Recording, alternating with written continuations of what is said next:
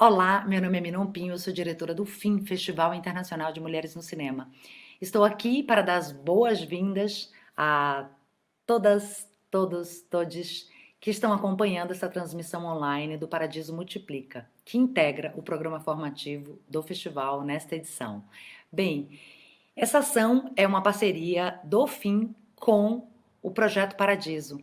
A gente está muito feliz de abrigar esses 3 encontros com essas 3 mulheres maravilhosas, Ellen Beltrame, Lídia D'Amato e Ana Júlia Trávia.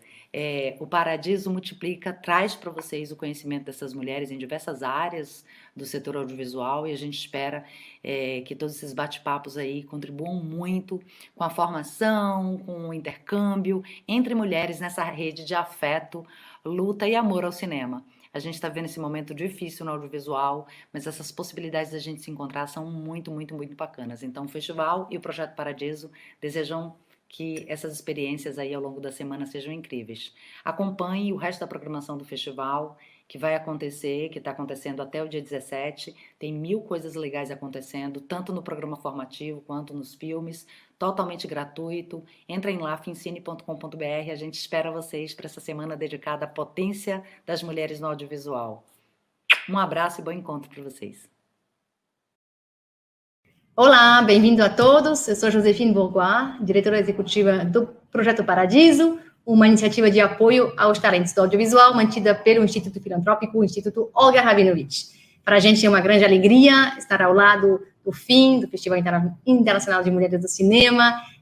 Parabéns, Minon, pela programação incrível, a toda a equipe. Para a gente realmente faz muito sentido estar juntos dessa iniciativa tão bacana e vê-la se concretizar num ano tão difícil. Este ano, inclusive, a gente criou junto uma modalidade que o Paradiso Multiplica com FIM. O que é isso? Quando a gente apoia talentos do audiovisual para cursarem labs ou workshops lá fora e ganhar uma bolsa do Paradiso, ao voltar para o Brasil ou ao terminar seu curso online, né? Eles devem algumas horas como contrapartida para a multiplicação. Eles devem, então, compartilhar com mais gente tudo aquilo que eles aprenderam lá fora. Isso tem sido uma modalidade muito interessante de retribuição, né, e de compartilhamento desse conhecimento para todo mundo crescer junto nesse nosso setor. Então, no fim, esse ano, a gente tem 3 aulas incríveis. A primeira com a Helen Beltramelini, nosso talento Paradiso, sobre desenvolvimento de roteiro. A Helen é roteirista e ela foi estudar a edição de roteiro, script editing, no Torino Film Lab esse ano, com uma bolsa do Projeto Paradiso. Vai ser, com certeza, uma aula muito interessante. A segunda aula é com a Ana Júlia Trávia, sobre análise de piloto de série. A Ana Júlia foi nossa primeira bolsista quando ganhou o prêmio de Adorim, organizado inclusive em parceria com Mulheres Audiovisual, em 2019. Ela foi estudar roteiro de TV na Universidade de Stony Brook, nos Estados Unidos, e num curso intensivo dessa escola muito, muito renomada, fundada por papas do roteiro de TV. E a terceira aula será sobre estratégias internacionais para o cinema brasileiro, um tema importantíssimo, especialmente nesse momento, com a Lídia D'Amato. A Lídia D'Amato recebeu uma bolsa para poder cursar uma pós-graduação focada em distribuição na escola alemã DFFB, em Berlim. Tema muito importante, é muito importante que nossas histórias, primeiro, sejam muito boas, bem escritas, mas que também elas cheguem a seus públicos. Daí a estratégia, a importância da questão de distribuição. Vocês vão estar em ótima companhia com essas 3 talentos incríveis, mulheres incríveis, profissionais incríveis, e com certeza vão aprender muito. Então, aproveitem. Olá a todos, a todas, bom dia Lídia, super obrigada por aceitar o nosso convite para integrar o Paradiso Multiplica com o FIM. Chegamos hoje aqui à nossa terceira e última conversa, e como a Josefine colocou aí, extremamente importante. A gente não consegue aqui saber do público, né, quantas pessoas querem se dedicar ou se dedicam à escrita, quantas à direção e quantas à produção ou à distribuição. Eu acho que a gente propositadamente encerrou esse ciclo do Paradiso Multiplica com você, porque eu acho que é um elo da cadeia, e às vezes muitas pessoas acham, ou não sei se é menos glamouroso, eu não sei, mas a gente vê menos profissionais entrando nessa área, e ela é crucial para nós, realmente é um ponto super importante para o Projeto Paradiso, para você que eu sei da sua carreira, então acho que vai ser muito bom esse papo aqui. Queria contar para vocês que a Lídia vai fazer uma apresentação, ela tem um material para apresentar, que deve durar cerca de meia hora, 35 minutos, mas que no decorrer, se vocês tiverem perguntas, vocês já podem fazer nos comentários, eu vou separando, algumas eu posso ler e interromper a Lídia, outras eu vou deixar mais para o final, mas como os outros 2 encontros é super importante ter essa participação de vocês, porque acho que vai direcionar um pouco a conversa também, ajuda bastante. Eu trouxe aqui uma bio da Lídia que eu vou ler, um pouquinho mais extensa do que a Josefine falou na fala dela. A Lídia é graduada em cinema pela FAAP, com especialização em Entertainment Studies, concluídos na New York Film Academy e na UCLA, respectivamente. Nos Estados Unidos, a Lídia coordenou a produção da primeira edição na Califórnia do Festival de Documentários Itinerantes, Ambulante, criado por Gael Garcia Bernal e Diego Luna. Entre os anos de 2014 e 2018, coordenou a programação do Hollywood Brazilian Film Festival, que é um festival de cinema brasileiro autoral em Los Angeles. Desde 2014, trabalha com vendas internacionais e distribuição de filmes brasileiros e latino-americanos na empresa Figa Filmes. Em 2017, foi selecionada para o programa Locarno Industry Academy, criado pelo Festival de Locarno, e em 2018 para o Berlinale Talents, criado pelo Festival de Berlim. A Lídia D'Amato participou do Next Wave, programa de pós-graduação de 9 meses da escola alemã DFFB, com a bolsa do Projeto Paradiso. O programa é focado nos principais mercados cinematográficos mundiais, com ênfase em vendas, distribuição, curadoria, marketing e engajamento de público. Bom, Lídia, desde 2014, trabalhando na área, é muita estrada, e mesmo assim, neste ano, você decidiu estudar mais sobre o assunto. Eu acho que isso já diz tudo sobre o quanto esse assunto é profundo e pode trazer muitas vertentes, análises e desdobramentos, né? Então, primeiro, de novo, te agradecer. Vai ser muito bom contar com a tua experiência aqui. Eu, particularmente, é um assunto que eu tenho especial interesse. No passado, bem passado, trabalhei com distribuição e sei do desafio desse trabalho no dia a dia. Então, é isso. Vamos te ouvir e estaremos juntas aqui até... A nossa previsão era 11h30, mas a gente sabe que pode estender um pouquinho. Então, bora lá. Vamos lá. Não, realmente, distribuição é um mercado muito grande, e é um mercado que não pensam, quem está se formando em cinema muitas vezes não pensa em trabalhar com isso. Eu, inclusive, não pensei em trabalhar com isso quando eu me formei. Eu fui estudar roteiro nos Estados Unidos, porque eu achava que eu ia trabalhar com roteiro, e eu acabei tropeçando nessa área. e acabei ficando, porque acabei gostando e continuei me aprofundando. Eu trabalho desde 2014 com isso, mas decidi ir estudar esse ano, porque esse curso da DFUFB era o primeiro curso, ele é, né, o primeiro e único curso de pós-graduação nessa área, não existe nenhum outro curso em nenhum outro lugar focado exatamente em distribuição, em curadoria, em marketing, no que eles chamam de audience engagement. E de 2014 para cá, muita coisa mudou e as coisas estão mudando muito rápido. E a gente aqui no Brasil, embora as coisas, né, agora com esse mundo globalizado, as coisas cheguem mais rápido aqui, mesmo assim elas demoram um pouco. Então eu queria realmente ir para a Europa, sair do Brasil, né, e entender como as coisas estavam funcionando lá fora, para ver, né, o que a gente ia ter no Brasil daqui a provavelmente 2, 3 anos. Agora, por causa da pandemia, eu acho que antes até. Bom, eu queria começar agradecendo o Projeto Paradiso pelo convite, por essa bolsa, que foi muito importante para eu ter podido ir para Berlim e fazer esse curso, e é o fim também de estar fazendo esses debates, não só os debates do Paradiso Multiplica, eu acompanhei o da Ellen e o da Ana Júlia, foram super interessantes, mas os outros debates também no fim, eu vi a conversa com a Claire Denis, que foi muito legal também. Parabéns ao fim e parabéns ao Projeto Paradiso, que está cumprindo, está, né, preenchendo uma lacuna muito importante na promoção do cinema brasileiro e que está faltando, né, estava faltando. Mas vamos lá, então.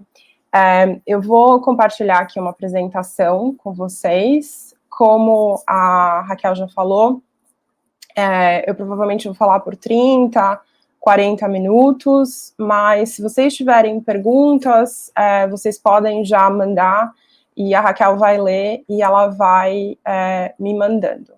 Mas vamos lá, deixa eu compartilhar aqui. Até vou pedir para vocês, a Lídia, a gente combinou que ela não vai lendo os comentários, eu vou passar para ela, mas eu gostaria de saber, enquanto a Lídia vai falando, se vocês puderem escrever quem já participou de algum evento no exterior, em mercado, em festival, até para a gente ter uma noção, se a gente está falando com o pessoal que daqui uns anos é que vai ter essa representação lá fora, ou se alguém já experiente. Já vi uns nomes aqui que eu sei que sim, né? Apareceu aqui a Denise Jancar, Lídia, que também me pega nesses mercados. Denise, bom dia. Mas as outras pessoas que, inclusive, estavam com a gente, na Júlia e na Ellen, eu achava que era mais da área de roteiro, muito bom que vocês estão aqui também. Se vocês puderem pôr no comentário, depois eu vou contando para a Lídia se a gente tem bastante gente que já foi ou não. Vai lá, Lídia. Tá, não, vocês podem fazer perguntas, porque para quem já participa de mercados internacionais, talvez a minha fala inicial seja um pouco muito fundamental, mas eu achei importante colocar isso de qualquer forma para ficar todo mundo na mesma página, e porque também a gente nunca para pensar nisso, a gente vai nesses eventos e continua indo, mas a gente nunca para pensar o que eles são, né, para que eles servem, e são eventos muito grandes, com muitas coisas acontecendo ao mesmo tempo. Por mais que você vá todo ano, tem sempre uma parte do evento que você não conhece ainda. Bom, eu vou começar com uma citação do William Goldman, que foi um roteirista norte-americano. Ele escreveu All the President's Men, Butch Cassidy and the Sundance Kid, roteiros super importantes, e ele tem um livro que chama Adventures in the Screen Trade, que eu recomendo. Ele fala sobre a indústria cinematográfica americana do ponto de vista de um roteirista, mas é interessante de qualquer forma, porque ele fala da indústria, e ele tem um capítulo inteiro com esse título, Nobody Knows Anything, e ele até repete na primeira frase, I repeat, nobody knows anything. Então, a gente finge que sabe, mas tem certas coisas que são meio imprevisíveis, e você tem que estar aberto sempre a isso. E eu gosto sempre de lembrar dessa frase quando eu me surpreendo com alguma coisa no mundo de festivais ou distribuição. Eu lembro sempre dessa frase, Nobody knows anything. Bom, eu conduzi uma pesquisa informal com uma colega que trabalhou durante muitos anos para a agência de promoção de cinema da Catalunha, na Espanha, e a gente entrevistou vários produtores e diretores entre janeiro, eu coloquei fevereiro e junho aqui, mas a gente começou em janeiro desse ano, e porque a gente queria saber os principais problemas que eles encontravam quando eles pensavam na internalização, tanto dos filmes deles, quanto deles como profissionais ou das empresas que eles possuíam. E esses aqui foram os principais problemas que eles levantaram, quais mercados frequentar, porque realmente existem muitos mercados hoje em dia, como fazer um pitching e apresentar meu projeto internacionalmente, como ter acesso a diferentes fundos internacionais, como achar parceiros internacionais adequados para o meu projeto, e por onde começar agora em meio a essa pandemia. Eu não vou responder a todas essas perguntas. Por exemplo, a pergunta de como ter acesso a diferentes fundos internacionais, o Projeto Paradiso está fazendo isso muito bem com o Show Me the Fund. Então, vocês podem ir no site, showmethefund.com, Raquel? showmethefund.com, baixar os volumes que já foram publicados, e uma das perguntas aqui já foi respondida. Pitching também, se eu não me engano, teve até uma palestra sobre pitching aqui no fim, que eu acredito que deve estar disponível no YouTube também, mas isso aqui seria uma aula só sobre pitching também. Mas a gente vai falar sobre mercados internacionais e parceiros, e a gente vai finalizar com essa crise, com essa pandemia. Então, vamos lá. Primeiro, a gente tem que definir quais são os tipos de eventos internacionais que existem, né? E daí eu tentei separar eles aqui em diferentes categorias. São os festivais, mercados, encontros de coprodução, laboratórios e workshops e WIPs. Muitas vezes, esses eventos, eles acontecem ao mesmo tempo dentro do mesmo festival ou do mesmo evento, mas teoricamente eles são categorias separadas, né? Você tem, por exemplo, o primeiro corte do Ventana Sur, ele está atrelado ao mercado, mas Ventana Sur não é um festival, por exemplo. Mas o Cine em Construção, que é em São Sebastião, ele está atrelado ao mercado e ele está atrelado a um festival, né? Depende, mas enfim, esses são os tipos de eventos internacionais que existem e que a gente pode utilizar para internacionalizar os nossos projetos e as carreiras profissionais, né, dos profissionais da área. Vamos começar pelos festivais. O que é um festival? Né? Um festival é um negócio que é muito mais só do que filmes hoje em dia, né? Os festivais cresceram muito e continuam crescendo. Então, hoje em dia, um festival, não todos, mas os grandes, ele é, primeiro de tudo, os filmes. A exibição dos filmes é o que a gente chama de B2C, Business to Consumer. Então, você tem uma plateia que não são profissionais da indústria. Mas os festivais maiores, hoje em dia, eles também são mercados, e isso é o B2B, Business to Business. Então, é um evento feito por profissionais da indústria para profissionais da indústria. Além disso, os festivais têm palestras, têm masterclasses, como a gente está fazendo aqui. E isso pode ser tanto B2B quanto B2C, né? Você pode ter palestras que o público em geral tem um interesse, você pode ter palestras mais focadas, como essa, onde são os profissionais, os próprios profissionais da indústria que têm mais interesse. Você tem também encontros de coprodução, você tem também laboratórios e workshops, que são a parte educacional. Muitos festivais agora estão investindo nisso, até como uma forma de nutrir talentos que depois eles podem chamar de seus. Então, eles podem depois falar, tá vendo essa pessoa que teve sucesso? Ela estudou com a gente. E para finalizar, a gente tem os WIPs, que são os Works in Progress, que também B2B, e que também são uma maneira do festival também acolher projetos e também falar que os projetos são deles, né? Tá vendo esse filme? Ele passou pelo Works in Progress aqui, ele recebeu feedback aqui dos nossos profissionais, dos profissionais que a gente convidou, ele recebeu prêmios aqui, fundos aqui. Vamos ver isso, né, de fato, num festival como o Festival de Berlim. O Festival de Berlim é um dos mais antigos que existe, não é o mais antigo é Veneza, mas ele é um festival muito grande, numa capital, numa cidade muito importante, e ele tem, nos 10 dias, não lembro exatamente quantos dias ele acontece, que ele está acontecendo tudo isso aqui. E tudo isso aqui, se você for só para o festival aqui, né, se você pega a primeira coluna aqui, que é o festival, você tem a competição, você tem a Mostra Fórum e a Fórum Expanded, que tem uma parte de exposições também de artes plásticas, você tem a Panorama, você tem a Generation, você tem essa mostra nova chamada Encounters, Special Series, Shorts, a parte de cinema alemão, que é essa perspectiva do Artesquino, retrospectiva clássicos, só isso aqui é coisa, assim, demais para fazer em uma semana. Mas, ao mesmo tempo, você tem o European Film Market acontecendo, e o Berlinale Talents, e ainda, né, a cereja em cima do bolo, que é o World Cinema Fund, que é o fundo da Berlinale, e eles organizam, né, o World Cinema Fund Day todo ano, um dia de palestras sobre coprodução internacional.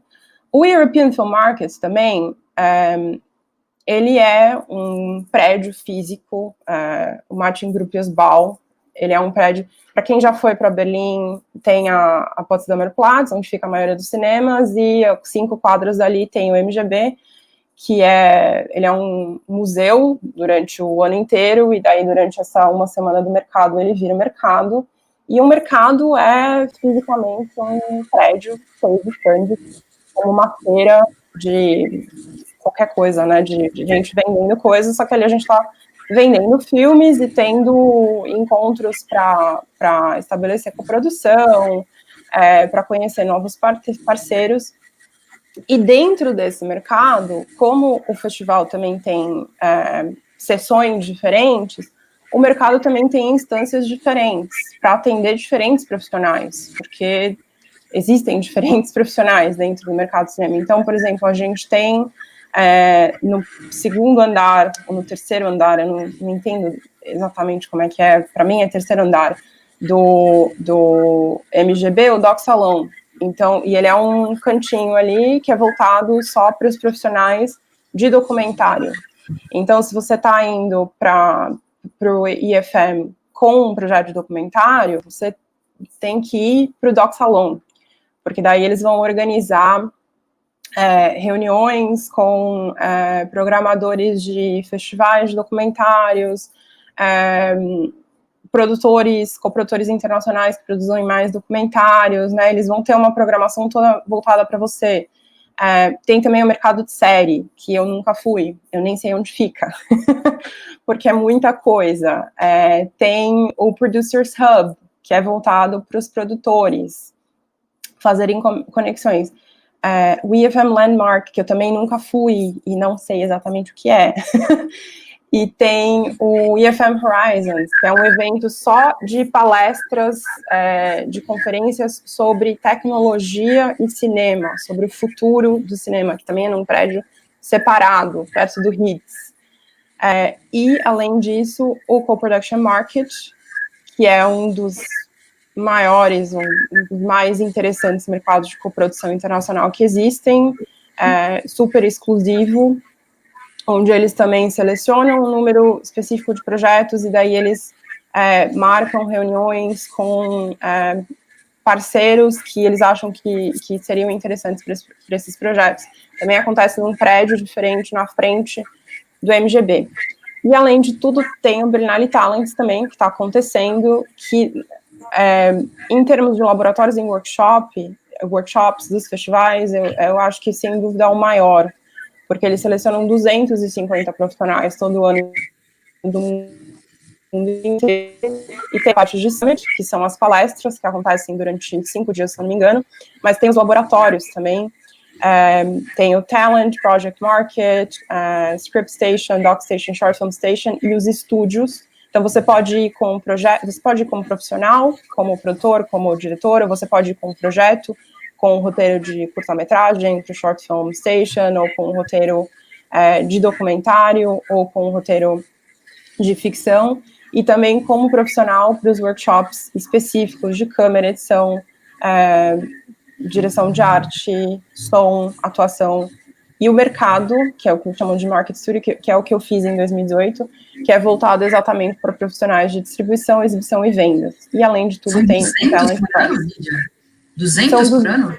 São 250, mais 250 divididos em tudo isso aqui. Então, por exemplo, os estúdios são 10 pessoas.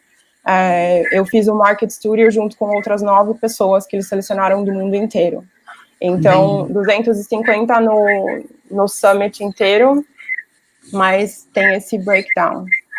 Enfim, é um evento a pessoa muito no grande. Talent, o profissional entrar no Talent. Antes só, pessoal, o pessoal da equipe do colocou, se vocês, para visualizar, é bem melhor se coloca na tela cheia a apresentação da Lídia, tá? Que fica bem mais fácil de ver. Agora, Lídia, para a pessoa participar, é por inscrição, é uma convocatória? É por inscrição, o Berlinale Talents abre a inscrição todo ano, se eu não me engano, em agosto, e você tem que preencher uma ficha de inscrição no site, tem inscrições específicas, você pode se inscrever para o Summit geral, e daí tem uma inscrição geral, mas se você está se inscrevendo para os estúdios, tem uma application suplementar, você tem que mandar mais materiais, dependendo, né, focado para cada estúdio. E o legal do Berlinale Talents é que eles têm essa edição principal em Berlim, que foi a que eu fiz, mas eles têm edições locais também, voltadas para profissionais de certas regiões. Então, aqui na América Latina, a gente tem o Talents Guadalajara e a gente tem o Talents Buenos Aires também. Então, tem 2 outras opções, e, se eu não me engano, tem um em Beirute também, voltado para profissionais daquela área. E quando um profissional passa no Berlinale Talents de Berlim, por exemplo, o evento oferece algum apoio, desde, sei lá, passagem, hospedagem, ou a pessoa tem que bancar tudo? Então, eu fui em 2018, na época que o Itamaraty tinha o departamento de promoção do audiovisual, e o departamento de promoção me inscreveu, a própria Berlinale fazia essa intermediação com o Itamaraty, e o Itamaraty me escreveu direto, falando que ia cobrir a minha passagem, e o Talents cobre a hospedagem num hostel com outras pessoas, um quarto compartilhado, mas se você quiser, você paga a diferença. O que eu fiz, a Carol Markovits, que é minha amiga, estava indo no mesmo ano, a gente pagou uma diferença muito pequena, e a gente ficou num quarto nós duas, ao invés de ficar o quarto com, acho que eram 6 pessoas. E para os países que os Ministérios de Relações Exteriores não cobriam a passagem, o Talents pagava 200 euros, se eu não me engano. A hora que você chegava lá, eles te davam 200 euros, você ia lá e pedia. Atualmente, eu não sei como está sendo, não sei se o Itamaraty continua pagando isso. Até se tiver alguém que foi para o Talent esse ano, podia colocar aí nos comentários, comentar sobre isso que eles estão pagando. 2020 ainda teve apoio, sim, acho, do Itamaraty. Agora, 2020 provavelmente será online, né, por causa da pandemia. Sim, 2021 vai ser online. Eu tenho visto o Florian, que é um manager do Talent, falando sobre o assunto. Eles estavam se preparando para um evento híbrido, mas eu acho que, assim como a Berlinale, vai acabar sendo online. A gente pode falar mais sobre isso no final, quando a gente falar a Ana perguntou aqui, eu não sei se ela está falando especificamente, por exemplo, do Co-Production Market, mas ela pergunta, esses fundos são independentes ou dependem de você ter a parte da coprodução brasileira garantida? Eu não sei se exatamente, Ana, de qual fundo você está falando, se é do Market, do Co-Production Market, ou se é do World Cinema Fund, que acho que a Lídia não... O Co-Production Market, ele não é um fundo, ele é um encontro de coprodução. Então, você manda o seu projeto e você vai para lá ter reuniões com coprodutores internacionais o autor se interessar pelo seu projeto, quiser coproduzir, ele vai aplicar para os fundos locais dele. O World Cinema Fund é um fundo do governo alemão, ele tem uma relação com a Berlinale. Se eu não me engano, ele funciona mais para quando o projeto está quase em fase de finalização. Então, ele é um fundo suplementar. O máximo... Desculpa te interromper até, Lídia, porque a Ana respondeu, ela está falando do Production Market, você já respondeu. Não é obrigatório já ter posição no Production Market, certo? Inclusive, um objetivo... Não. Pelo que eu saiba, não. Eu acho que tem projeto que tem fundos, mas tem projeto que ainda não tem fundos. Se tiver alguém também que está assistindo que foi para o Co-Production Market esse ano, que tinha vários projetos brasileiros, por favor, comentem. Bom, vamos lá. Eu fiz esse mesmo breakdown do Festival de Cannes, mas a gente não precisa falar também item por item, é só para mostrar, se vocês achavam que o mercado de Berlim era muita coisa, olha só o mercado de Cannes, quanta coisa não tem, né? Além de todas as sessões e além do fato de Cannes ter essas sessões paralelas, né, que são festivais independentes acontecendo ao mesmo tempo, que são a Quinzena de Realizadores, a Semana da Crítica e o Cannes ACID, que é a Associação de Críticos Independentes pela Distribuição, uma coisa assim, é uma sigla em francês. E essa mostra Tous les Cinémas du Monde, que cada dia um país apresenta alguns filmes, né, do seu país. Tem a Cinefundação também, como tem o Talents, mas a Cinefundação é um pouco diferente, é muito mais restrito, e é em Paris, e eles ficam, acho que, 6 meses, se eu não me engano, mas durante o Festival de Cannes, os participantes da Cinefundação vão para Cannes, e os projetos são apresentados, você pode ter reunião com esses... geralmente são roteiristas, diretores, que estão desenvolvendo os seus projetos de longa-metragem. E o mercado, a gente pode traçar alguns paralelos, né? Todo mercado vai ter os stands, todo mercado vai ter as market screenings, que são as screenings pagas dos filmes, tanto dos filmes que estão no festival, né? Se você tem um agente de vendas, ou até alguma agência de promoção nacional, de cinema nacional, de promoção internacional, eles acabam pagando essas market screenings, que são sessões do filme numa sala de cinema, pagas, você define o horário lá, você negocia com eles o horário quando eles estão montando a programação, você não tem total liberdade de escolher o horário, e essas screenings, quem tem uma credencial de mercado, ou quem tem uma credencial de buyer, porque quando você vai para o festival, você compra credencial de festival ou de mercado, ou se você está lá só para comprar coisa, você tem uma credencial de buyer, você pode ir nessas market screenings, e depois você que organizou essa screening, que pagou por essa screening, seja o agente de vendas ou agência de promoção, depois da screening você recebe um e-mail com todas as pessoas, o nome da pessoa que foi e o e-mail dela, e você pode entrar em contato com ela. Ei, fulano, você foi assistir meu filme, e você é um distribuidor no Japão, e o meu filme não tem distribuição no Japão. Vamos marcar uma reunião e conversar? Então, essas screenings são muito importantes. Certos festivais, agora, como você tem credenciais com código de barra ou com QR Code, e você tem que escanear essa credencial antes de entrar, certos festivais estão fazendo o profissional escanear a credencial quando entra e quando sai. Então, você tem nessa planilha que eles te mandam depois, o nome da pessoa, o e-mail da pessoa, a hora que ela entrou, a hora que ela saiu. Então, até você consegue ver se ela assistiu o teu filme inteiro ou não. E daí tem Cannes Doc, como tem o Doc Salon, tem uma parte de documentário em Cannes também, tem Cannes Next, o IFM Horizon, a parte de tecnologia e cinema, mas aqui tem mais coisas, tem um WIP em Cannes, que é o Goes to Cannes, tem uma parte de animação, tem uma parte de streamers agora, Meet the Streamers, tem o Producers Network, que são são cafés da manhã que eles organizam entre produtores que têm essa credencial de Producer Networks e diferentes profissionais, então, outros coprodutores, agentes de vendas. Eu fui uma vez como agente de vendas e você senta numa mesa com vários produtores e toma café da manhã durante, sei lá, 1h30, mais ou menos, para fazer contatos.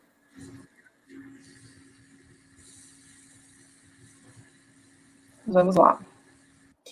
Bom, então vamos de fato como pensar, né, a internacionalização de um filme em todas as fases. Então, se a gente fizer o breakdown de desenvolvimento, produção, pós-produção e distribuição, quando seu filme está em fase de desenvolvimento, você pode participar de laboratórios de roteiro, você pode participar de workshops profissionalizantes, como o Berlinale Talents, você como profissional, como diretor. E isso já ajuda, né, que o seu projeto seja visto internacionalmente. Durante a produção, você pode, ou na pré-produção, né, ou até em desenvolvimento também, você pode ir também para eventos de coprodução, e você pode ir já para mercados internacionais, mas o mais comum é que você vá para mercados internacionais quando você está em fase de produção ou distribuição, se você tem um agente de vendas atrelado, a não ser que você seja um produtor mais estabelecido que vai nesses mercados e já começa, né, a levar o projeto. Depois, na fase de pós-produção, você pode participar dos WIPs internacionais e daí, sem dúvida, dos mercados, né, e esse é o momento para colocar o filme lá fora, porque você pode começar a ter reunião com distribuidores, com programadores de festivais, para que depois o teu filme tenha uma estreia, né, nos festivais internacionais, quando ele estiver pronto na fase de distribuição, e daí você volta para os mercados também, para continuar divulgando teu filme, para que ele vá para mais festivais, e você consiga distribuição internacional. Bom, os laboratórios, né, vamos lá, agora todos fazer um breakdown de todos esses eventos. Então, os laboratórios e workshops profissionalizantes, eles são geralmente divididos entre os de roteiro e de desenvolvimento e os profissionais. Eu não sei tanto desse mundo de roteiro e de desenvolvimento desses workshops, porque eu não trabalho com isso. Eu tinha sugerido até para a Raquel de fazer um levantamento sobre isso, e aí ela falou, a gente pensou, mas a gente decidiu fazer dos fundos primeiro, porque é o mais importante agora, é o que os produtores realmente precisam, mas continua a minha sugestão de em algum momento. É uma ótima sugestão a sua. A pandemia atropelou, a gente teria uma plataforma de laboratórios pelo mundo, e aí a pandemia atropelou, a gente criou o Show Me the Fund, até por entender realmente isso que você falou, né, que o financiamento, o levantamento de recursos, talvez nesse momento fosse prioritário, até para desenvolver roteiro. Sim, com certeza. Mas, enfim, eu coloquei alguns aqui que são os mais conhecidos, e o BR Lab, eu coloquei o BR Lab aqui, embora o BR Lab seja no Brasil, ele é um evento internacional, latino-americano, e o interessante desses eventos é que eles têm parcerias com outros eventos. Então, por exemplo, você pode ter o seu projeto no BR Lab e ganhar um prêmio para ir para o Pop-Up Film Residency, se eu não me engano, porque eles têm convênio com Pop-Up Film Residency. Então, às vezes, indo para um evento, você consegue ir para outros eventos também. E isso é interessante porque são carimbinhos, né, que o seu carimbinho de aprovação, que a gente chama, que o seu projeto vai ganhando, porque isso tanto para os laboratórios quanto para os WIPs, tem muita coisa sendo produzida hoje em dia, e nós, agentes de vendas, os distribuidores e os programadores de festival, a gente é inundado com uma quantidade gigantesca de coisa que chega para a gente avaliar. E quando tem esses carimbinhos, a gente já vê como uma primeira filtragem, porque realmente já foi selecionado, né, já teve um processo de seleção, já teve uma primeira filtragem. Então, talvez a gente olhe o projeto de uma maneira diferente. Não que a gente não vá olhar os outros também, a gente sempre olha tudo, mas tem uma estrelinha já de preste atenção nesse projeto. E daí tem os workshops profissionais também, né, eu chamei de profissionalizantes, que são esses aqui, o Locarno Academy. Eu fiz o Locarno Academy o primeiro ano, quando eles fizeram a parceria com a Mostra de São Paulo, agora é uma parceria com o BR Lab, ele acontece aqui no Brasil, tem um em Guadalajara também, tem um em Locarno também, mas ele é bem interessante porque ele é para produção e vendas bem, só tem esses 2 workshops para esse tipo de profissionais, só tem o Berlinale Talents e o Locarno Industry Academy. Para os outros profissionais tem uma série de workshops, principalmente de roteiro e de desenvolvimento. Torino tem também o laboratório de Audience Engagement, né, porque Torino tem essa parte de Torino Extended, que também se encaixa um pouco nessa nossa área. E eu coloquei o Sikai Training aqui, que é esse último, porque ele tem um workshop de exibidores. Eu não sei se tem algum exibidor assistindo, mas é o único workshop que eu conheço para exibidores, que a gente reclama que não tem para distribuidor, e a gente de vendas para exibidor é menos ainda. Vamos lá, então. Daí depois a gente falou dos eventos de coprodução. Existem centenas de eventos de coprodução também. Então, você tem que pensar no seu projeto, o que faz sentido para o seu projeto, que tipo de coprodução faz sentido para o teu projeto.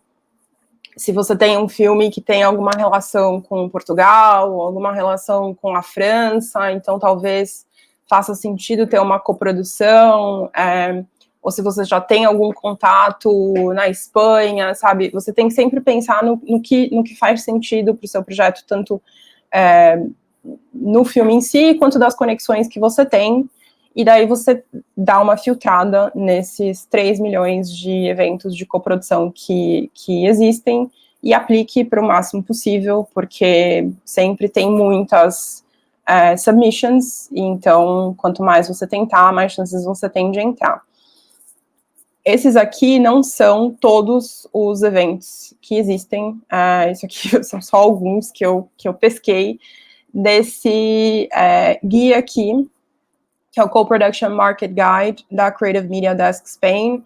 A Creative Media é uma organização na Europa que promove a coprodução entre os países da União Europeia e tem fundos também de financiamento de produção e até de empresas também, tem uma parte de tecnologia. E eles têm essas desks, que eles chamam, que são as organizações locais em cada país, para facilitar a colaboração entre os países, e a desk da Espanha fez esse guia. Tem um link aqui, que obviamente vocês não vão poder clicar, mas a gente pode depois mandar no chat, não sei. Ou vocês podem procurar no Google aí, Co-Production Market Guide, Creative Media Desk Spain, e ele não é só essa lista aqui, ele é realmente um PDF, um catálogo, ele explica o que cada evento e qual é o perfil de cada evento, então uma boa fonte, né, de pesquisa. E daí a gente chega nos festivais internacionais de cinema, né, os festivais de cinema, eles não são só o glamour, só aquela festa, só os filmes, eles são também cada vez mais um espaço para negócios, né, porque eles têm esses espaços de mercado, sejam os mercados grandes como Cannes, ou como a Berlinale, como o IFM, cada vez mais, mesmo os festivais pequenos, regionais, estão fazendo mercados para que os profissionais possam se conectar e fazer negócio ali.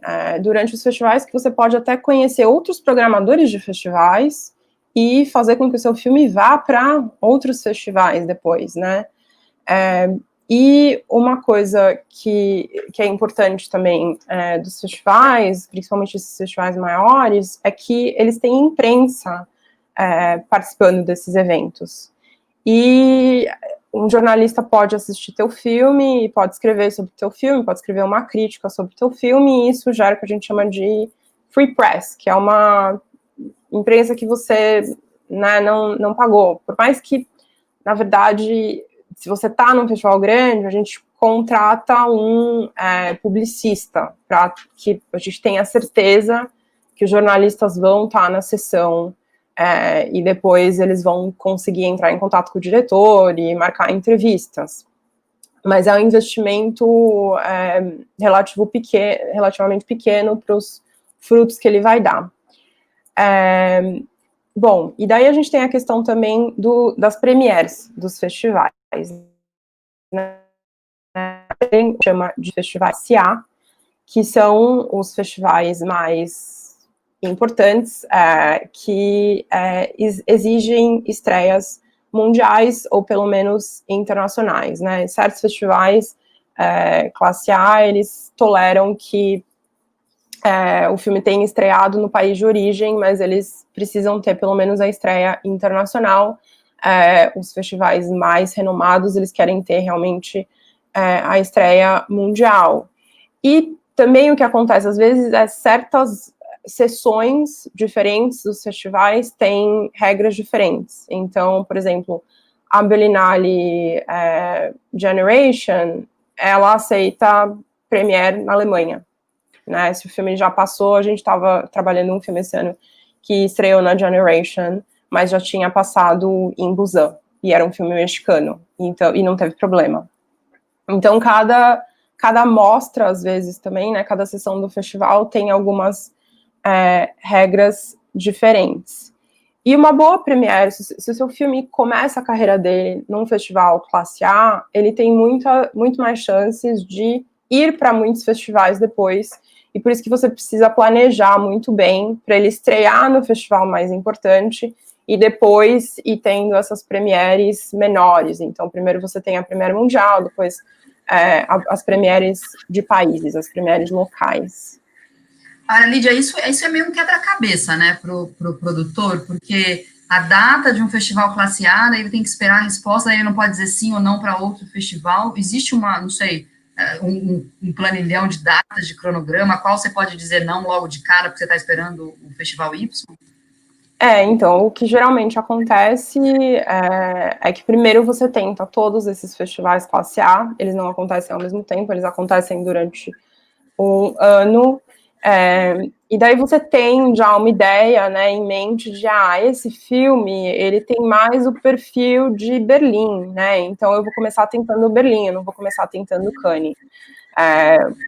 Ou então ele está pronto no segundo semestre, então eu vou começar tentando Toronto, porque eu não quero esperar até Cannes do ano que vem. E daí eu tento Toronto e Berlim. E daí, se eu não conseguir Toronto e Berlim, daí eu parto para os festivais B. Você pode falar não para os festivais menores, né? Seu filme pode ter sido selecionado para um festival menor, e daí você pode escrever para eles e falar: sinto muito, mas meu filme entrou em Berlim.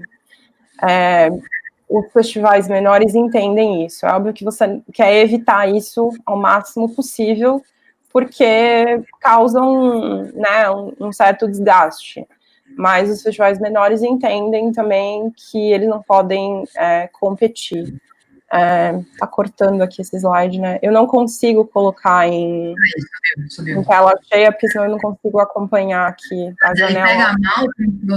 Pega mal o produtor, o festival de B ou C, sei lá se existe o C, pedir o filme e você responder, não posso te responder ainda, porque estou aguardando a resposta de um festival Berlim. Isso é aqui? Aí você fica enrolando. Você dá milhões de desculpas, mas não fala isso. Porque pega mal. Então, você estava sem internet, não sei. Arruma uma desculpa, mas não fica falando, tipo, não vou te falar sim, porque eu tô esperando a resposta do outro, porque isso vai pegar muito mal. É melhor arrumar, meu gato morreu, não sei, qualquer outra desculpa, e não falar isso. Mas, enfim, o que são os festivais classe A? Né? A gente a gente sabe que eles existem, mas a gente não sabe o que eles são. Eles são simplesmente festivais que foram acreditados por essa associação, que é a Federação Internacional de Associação de Produtores de Filmes. É uma federação internacional, eu acho que não tem nenhum membro brasileiro, a gente não tem nenhum festival classe A brasileiro, o único festival classe A da América Latina é Mar del Plata, e daí, para ser um festival classe A, os festivais têm que seguir, né, certos estándares, então ter uma programação internacional, ter júris internacionais, ter uma competição, ter apoio da indústria local de cinema, tem certas coisas aqui de seguro também, e ter imprensa. E daí, esses aqui são os festivais classe A, Berlim, Cannes, Xangai, Moscou, Karlovy Vary, Cannes, Montreal, Veneza, São Sebastião, Varsóvia, que entrou faz uns 4, 5 anos, eu diria, talvez um pouco mais, Tóquio, Tallinn, que também entrou faz pouco tempo, Mar del Plata, Cairo e o Festival de Goa na Índia. E daí a gente tem festivais importantes também, que são acreditados, mas que não são competitivos, que são Toronto, Viena e Roma. Mas a gente tem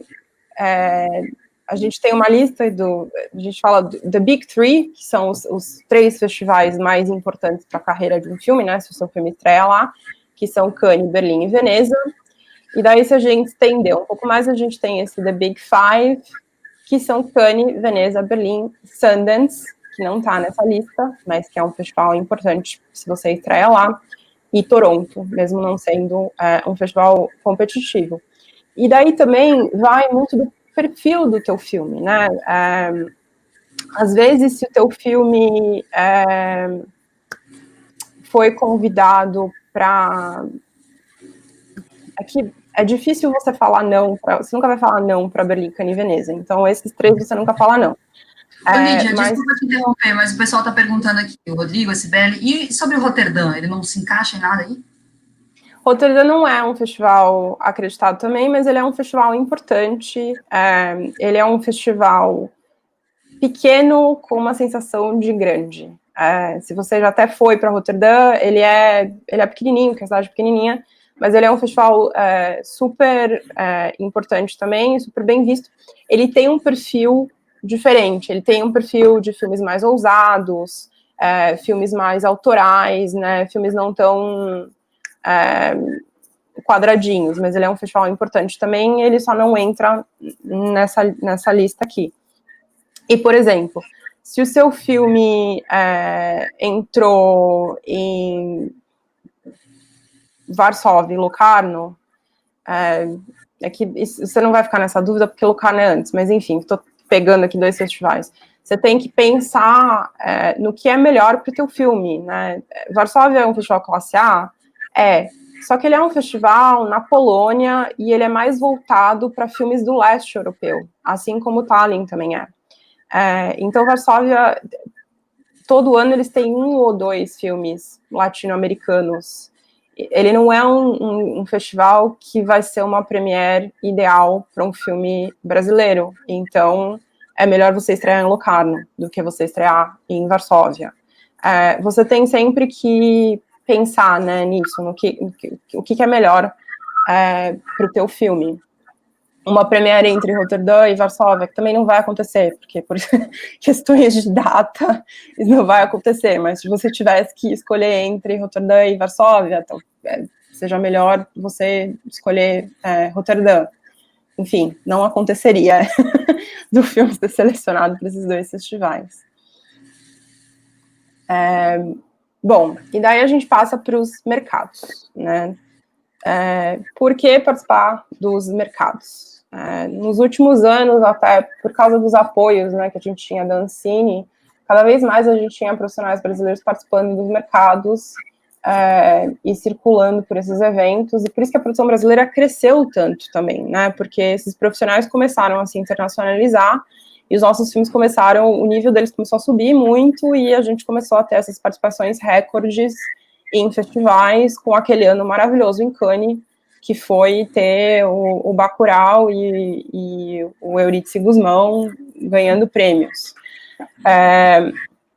Bom, mercados, eles são lugares físicos, né, eles são, como eu falei, esses prédios, que são essas feiras com estandes, e eles têm profissionais de diversas áreas da indústria, como a gente já falou, eles têm áreas específicas para profissionais específicos, e ali você consegue conhecer diversos profissionais diferentes, marcar reuniões, seja por meio do festival, ou até pela pesquisa que você tem que fazer antes, que a gente vai falar. E eles são importantes para a distribuição, para a coprodução, para a circulação de festivais também.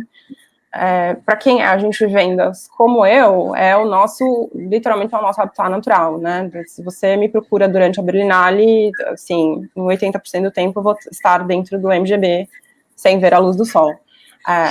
Ainda tem janelas no MGB. O pior é Cannes, que é o subsolo. A gente fica no subsolo o dia inteiro.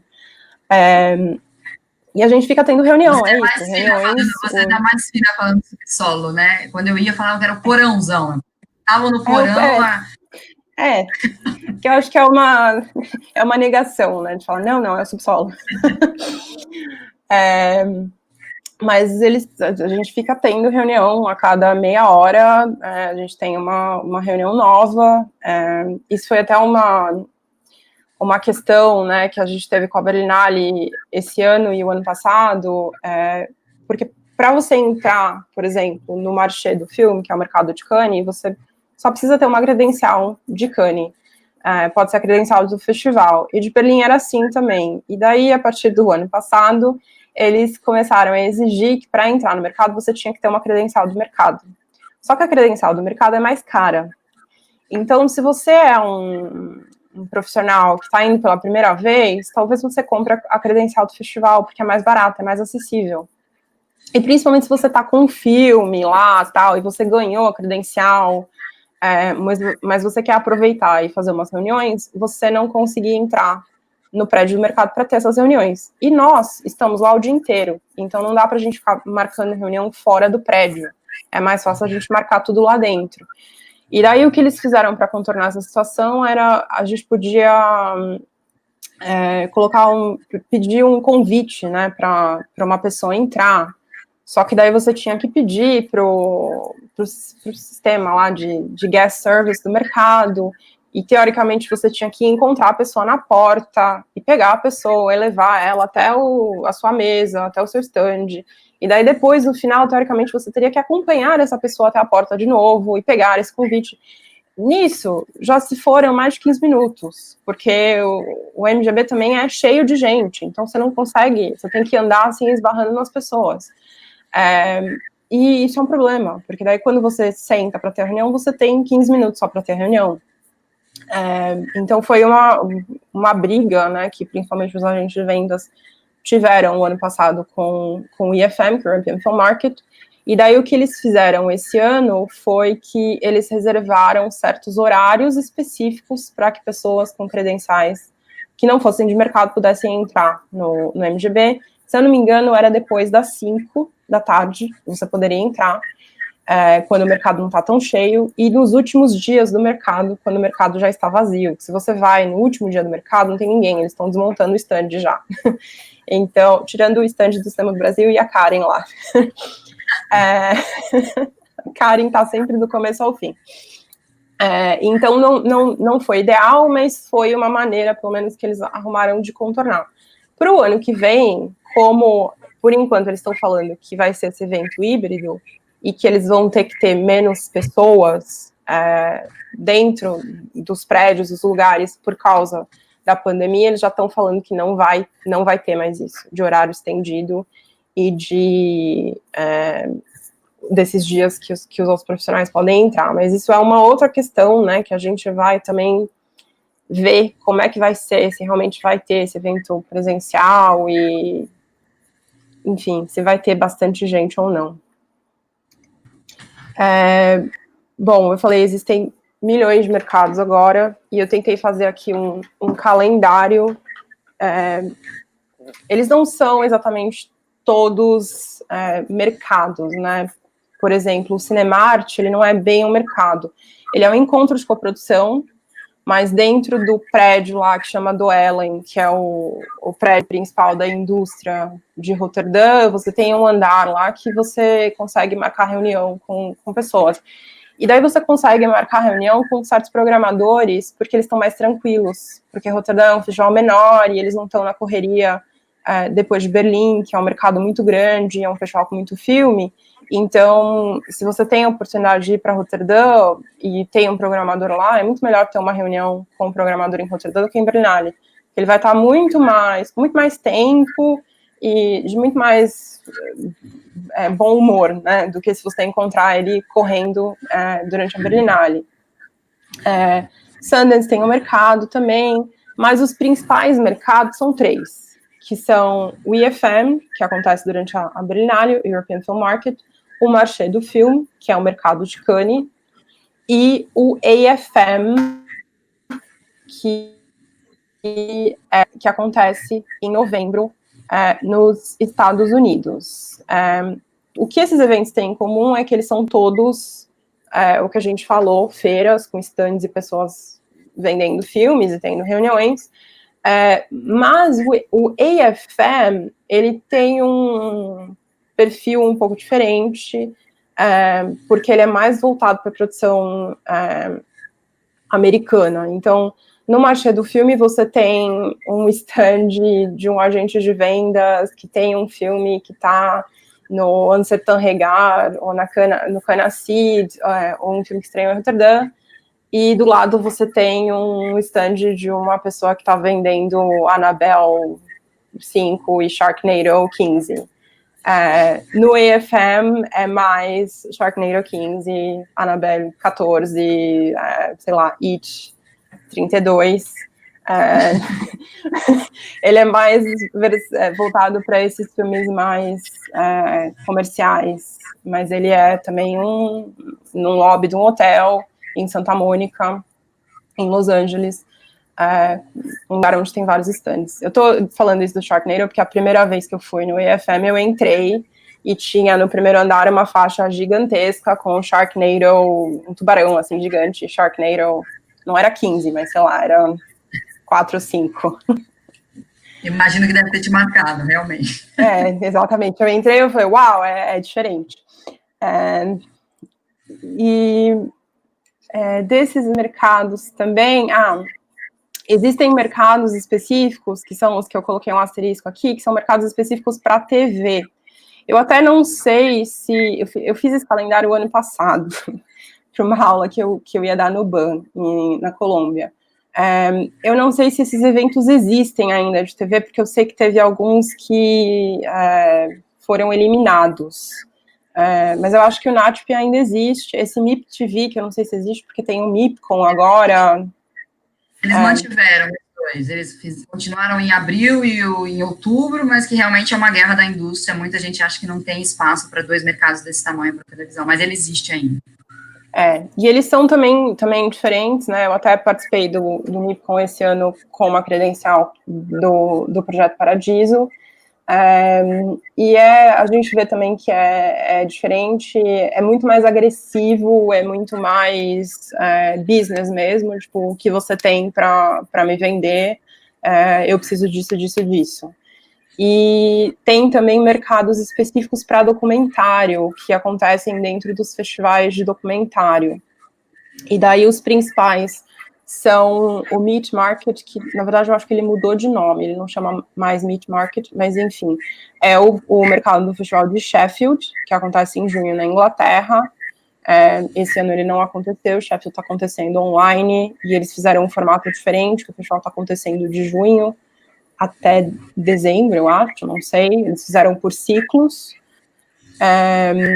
E o outro principal é o ITFA, na Holanda, que tem o Docs for Sale, que acontece dentro do ITFA em novembro, e eu nunca fui para Sheffield, né, mas eu fui para o ITFA o ano passado, e ele é um mercado grande também, ele também tem várias instâncias, ele também tem speed meetings, para você ter reunião com programadores ou compradores, como os outros mercados também têm, só que tudo específico para documentário. Tem certos eventos de networking toda noite, só para documentário. E você colocou aí em junho também o Sunnyside, né, que é mais TV, mas está aí também. Sim, também coloquei, se vocês quiserem dar print nisso aqui, que eu não sei se está dando para ler, mas tem aqui o Sunnyside também, na França. Eu nunca fui também, eu até chequei ontem, eu falei, não, mas é na França, e é. Eu achei estranho. Ele é um bem tradicionalzão. Eu fui várias vezes para o Sunnyside, para quem faz documentário para série. Ele não tem como o ITFA, ele não tem festival, então isso muda um pouco. Ele tem pitching, tem o mercado, mas para a área de televisão ele é até mais importante do que o ITFA. E até a Denise, que está acompanhando a nossa conversa, a Lídia comentou do de curtas, né? O Clermont-Ferrand. Eu não sei se sim. Clermont-Ferrand, acho que eu não coloquei ele aqui, mas Clermont-Ferrand é o mais importante para curta-metragem, e ele acontece, se eu não me engano, no final de janeiro. O que dá para fazer, né, o que as pessoas geralmente fazem é que Roterdã e Berlinale são perto, então as pessoas tentam ir para Roterdã e ficar para Berlinale, e daí no meio tem o Clermont-Ferrand, então dá para você, teoricamente, ir para os três, para dar uma economizada na passagem, mas daí você fica gastando em hospedagem. Bom, Barato não é, né? não, nada é barato agora com esse euro maluco. E daí tem, por exemplo, o Filmart é um mercado que cresceu muito nos últimos anos, ele está super importante também, né, principalmente pensando no mercado asiático, e tem o mercado... Não, eu estou pensando em Busan, que é depois, mas enfim, o Filmart é importante também. Em outubro tem o Asian Film Market em Busan e tem esse de Tóquio, e eles são também perto um do outro, então também as pessoas costumam ir para Busan e depois vão para Tóquio, já que está indo tão longe, você vai para os dois. E o que mais que eu queria falar dos mercados?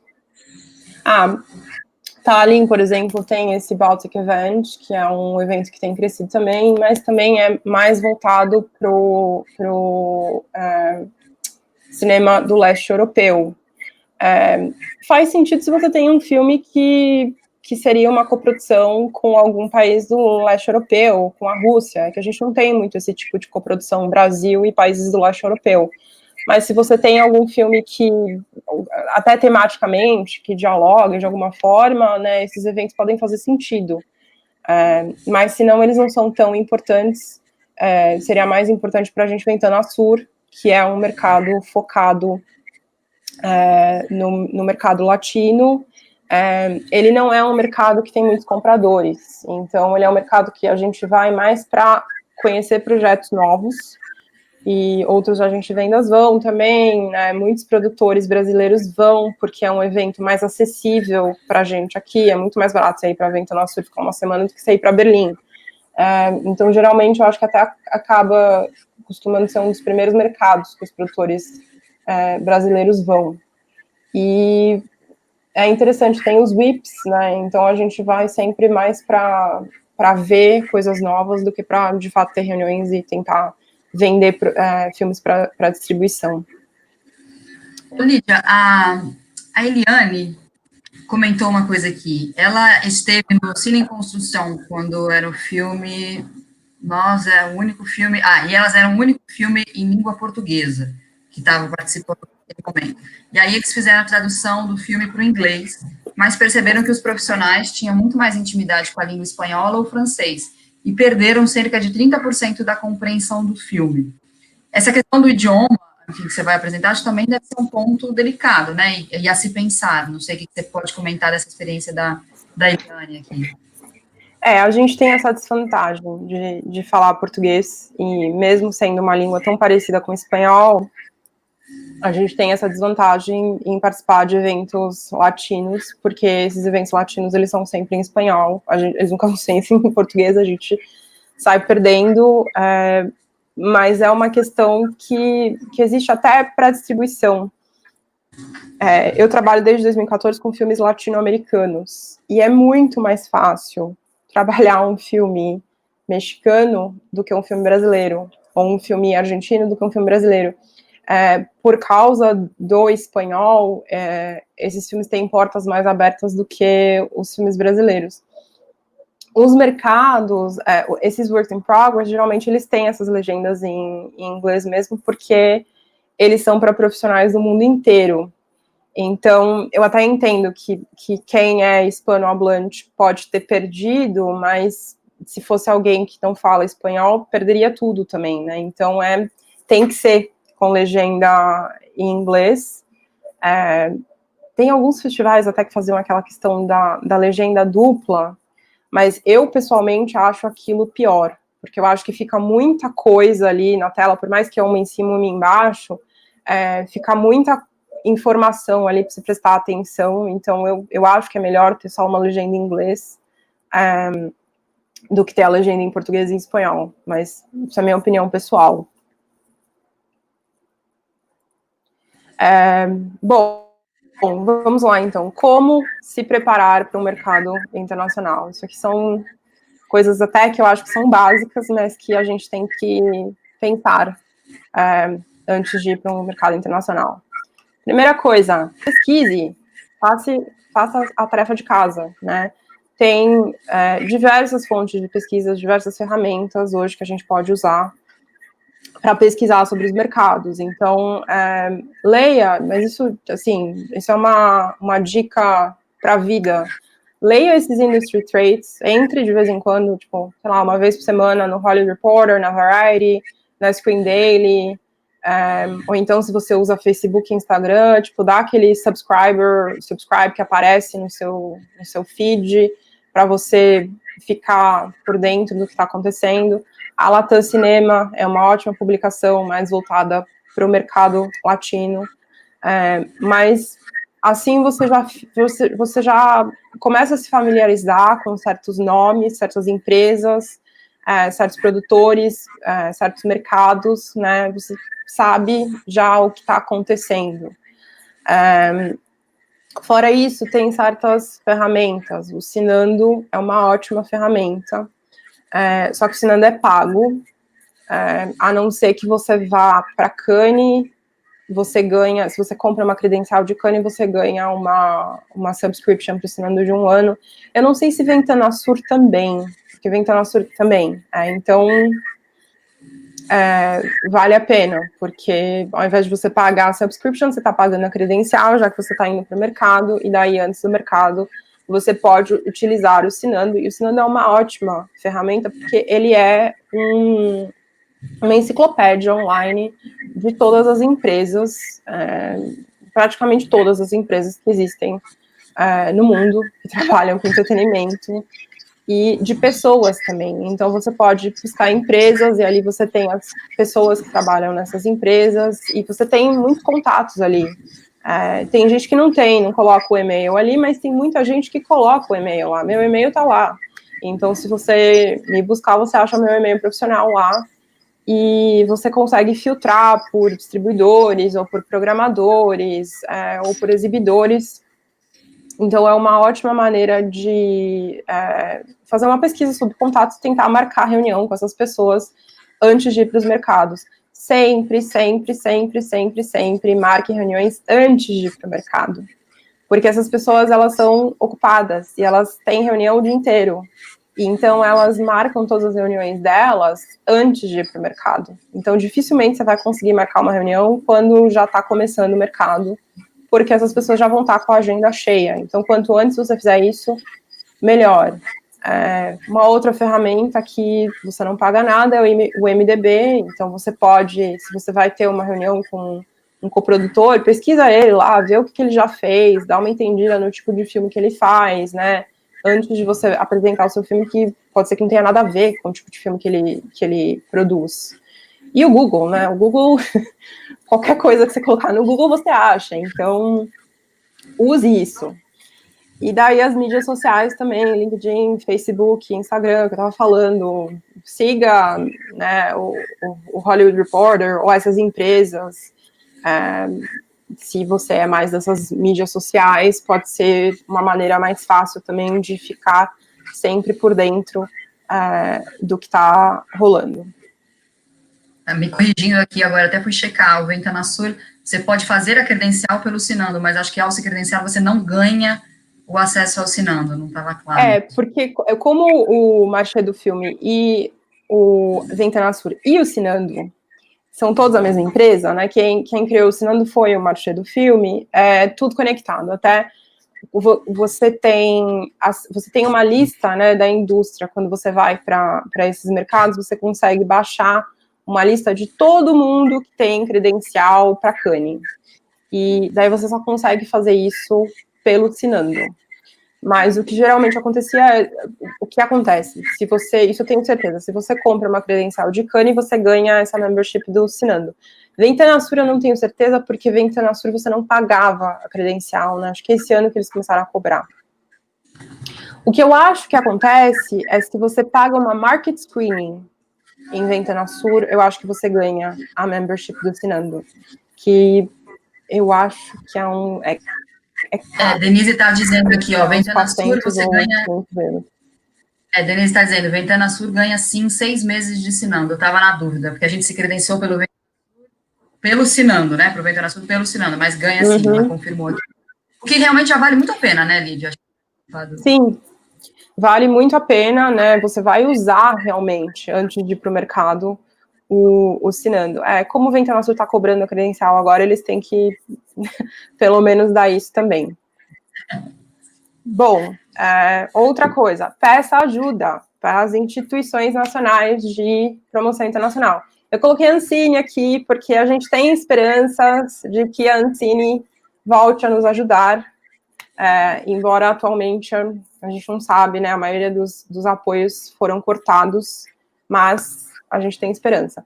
Mas existe a Especine, existe o Projeto Paradiso, agora, ajudando principalmente com esses custos, né, de credencial ou de viagem, passagem.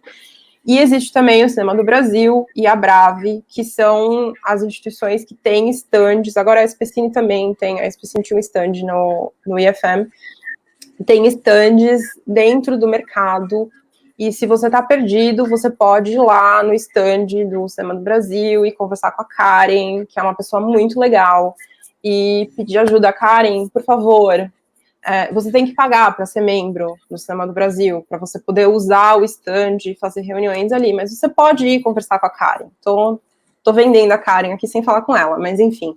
Aliás, a Ana Karen deve estar acompanhando a gente. Você está falando certinho, Lídia. As entidades fazem um trabalho, o que o Cinema do Brasil faz, eu não sei há quantos anos, acho que 14, 12 anos, e a Brave, pelo projeto de exportação, o Brazilian Content, né, que é o que faz os eventos, principalmente da área de televisão.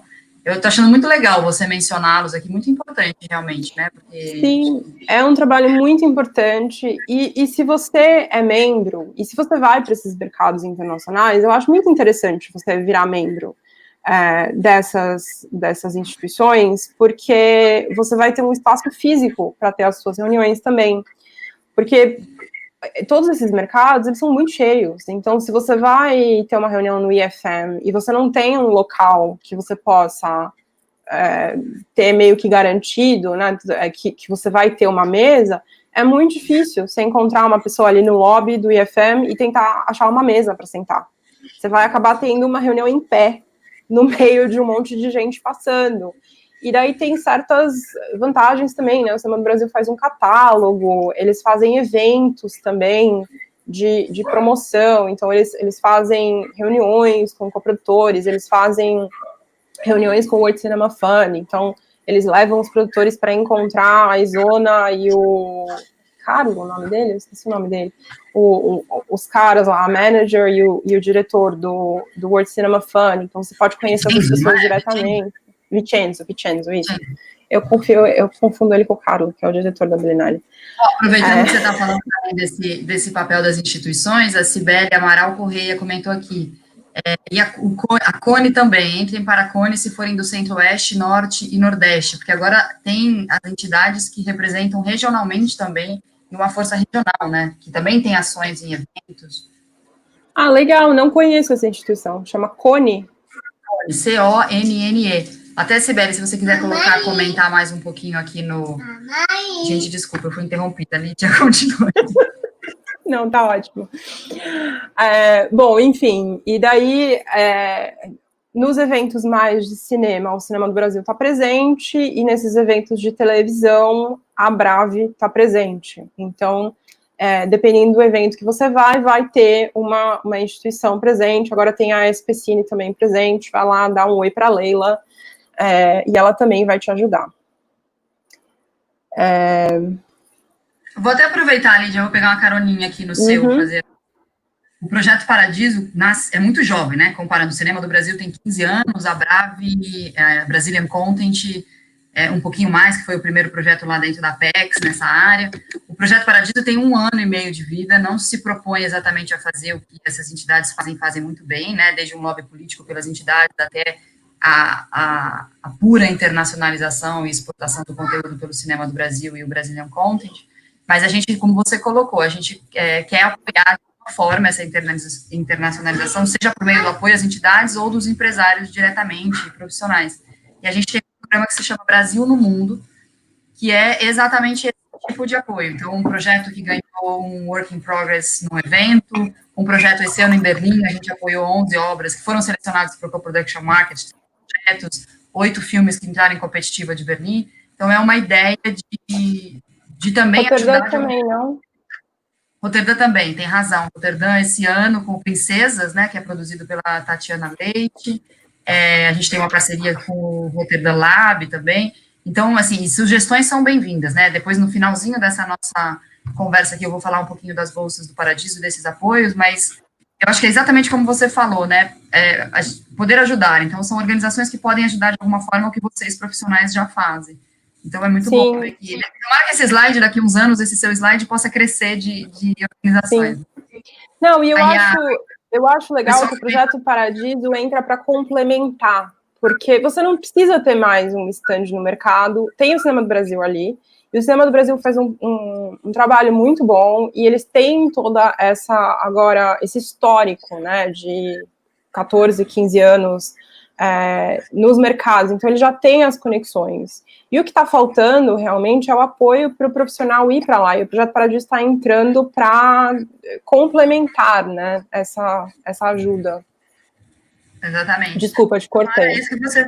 Não, perfeito, é exatamente o que você falou aí, que você mencionando a Ancine, acho ótimo, a Ancine está aí, é a nossa agência nacional de cinema e audiovisual, acho que estamos passando por um momento difícil, inclusive, eu não sei se você tem informações, mas acho que a assessoria internacional mudou de status lá dentro no organograma da agência, o próprio MRE, que também faz esse apoio, e eu acho que são ciclos, né, acho que são fases, eu realmente penso muito positivamente que isso, a gente vai voltar a ter um ciclo muito valioso de apoio nesse sentido, e que eu acho Sim. que você, pela tua empresa e por toda a sua carreira, você consegue continuar atendendo esses festivais e indo aos eventos, talvez mesmo sem esse apoio, mas o apoio é muito importante, mesmo para quem já vai, como para quem quer se inserir, né? Sim, é diferente para...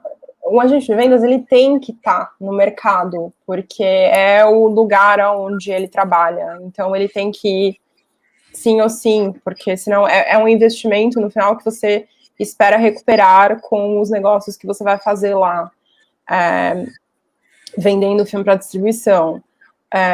Agora, para um produtor que está com um projeto, é um investimento que eu acho que talvez o que a gente possa começar a pensar agora para frente é que o problema é que a paralisação está em todos os sentidos, né? Não é só esses apoios, o financiamento também dos filmes, mas talvez se voltar ao normal essa parte de financiamento, mas não tiver ainda esse apoio internacional, os produtores deveriam começar a pensar em colocar isso no orçamento também. Eu não sei se a Ancine aceita colocar isso no orçamento, né, mas a gente vai ter que começar a pensar em maneiras de incorporar isso nos custos do filme, porque é um custo do filme e é importante isso. Então, sei lá, tentar contornar isso de alguma outra maneira, já que não está tendo esse apoio direto para a participação internacional. E é uma ação que outros países fazem já muito bem, né? A Espanha tem uma estrutura muito forte, a França, a Argentina também, né? Acho que se espera. Sim. Assim, acho que o modelo, assim, que a gente deveria tentar atingir, para mim, é a Unifrance. Mas o CNC coloca muito, que é o Centro Nacional Francês, né, de Cinematografia, eles realmente investem muito dinheiro nisso. Então, eu acho que a Unifrance faz um trabalho maravilhoso. Se você entra na Berlinale, né, cada país tem o seu standzinho. O stand do Cinema do Brasil é um stand grande, em Cannes também, mas a Unifrance tem um quarteirão inteiro, assim, do mercado, no primeiro andar, no térreo, é um canto inteiro, assim, só da Unifrance, e daí cada empresa tem os seus pavilhões, mas é uma quantidade de dinheiro absurda, né, que eles investem nisso.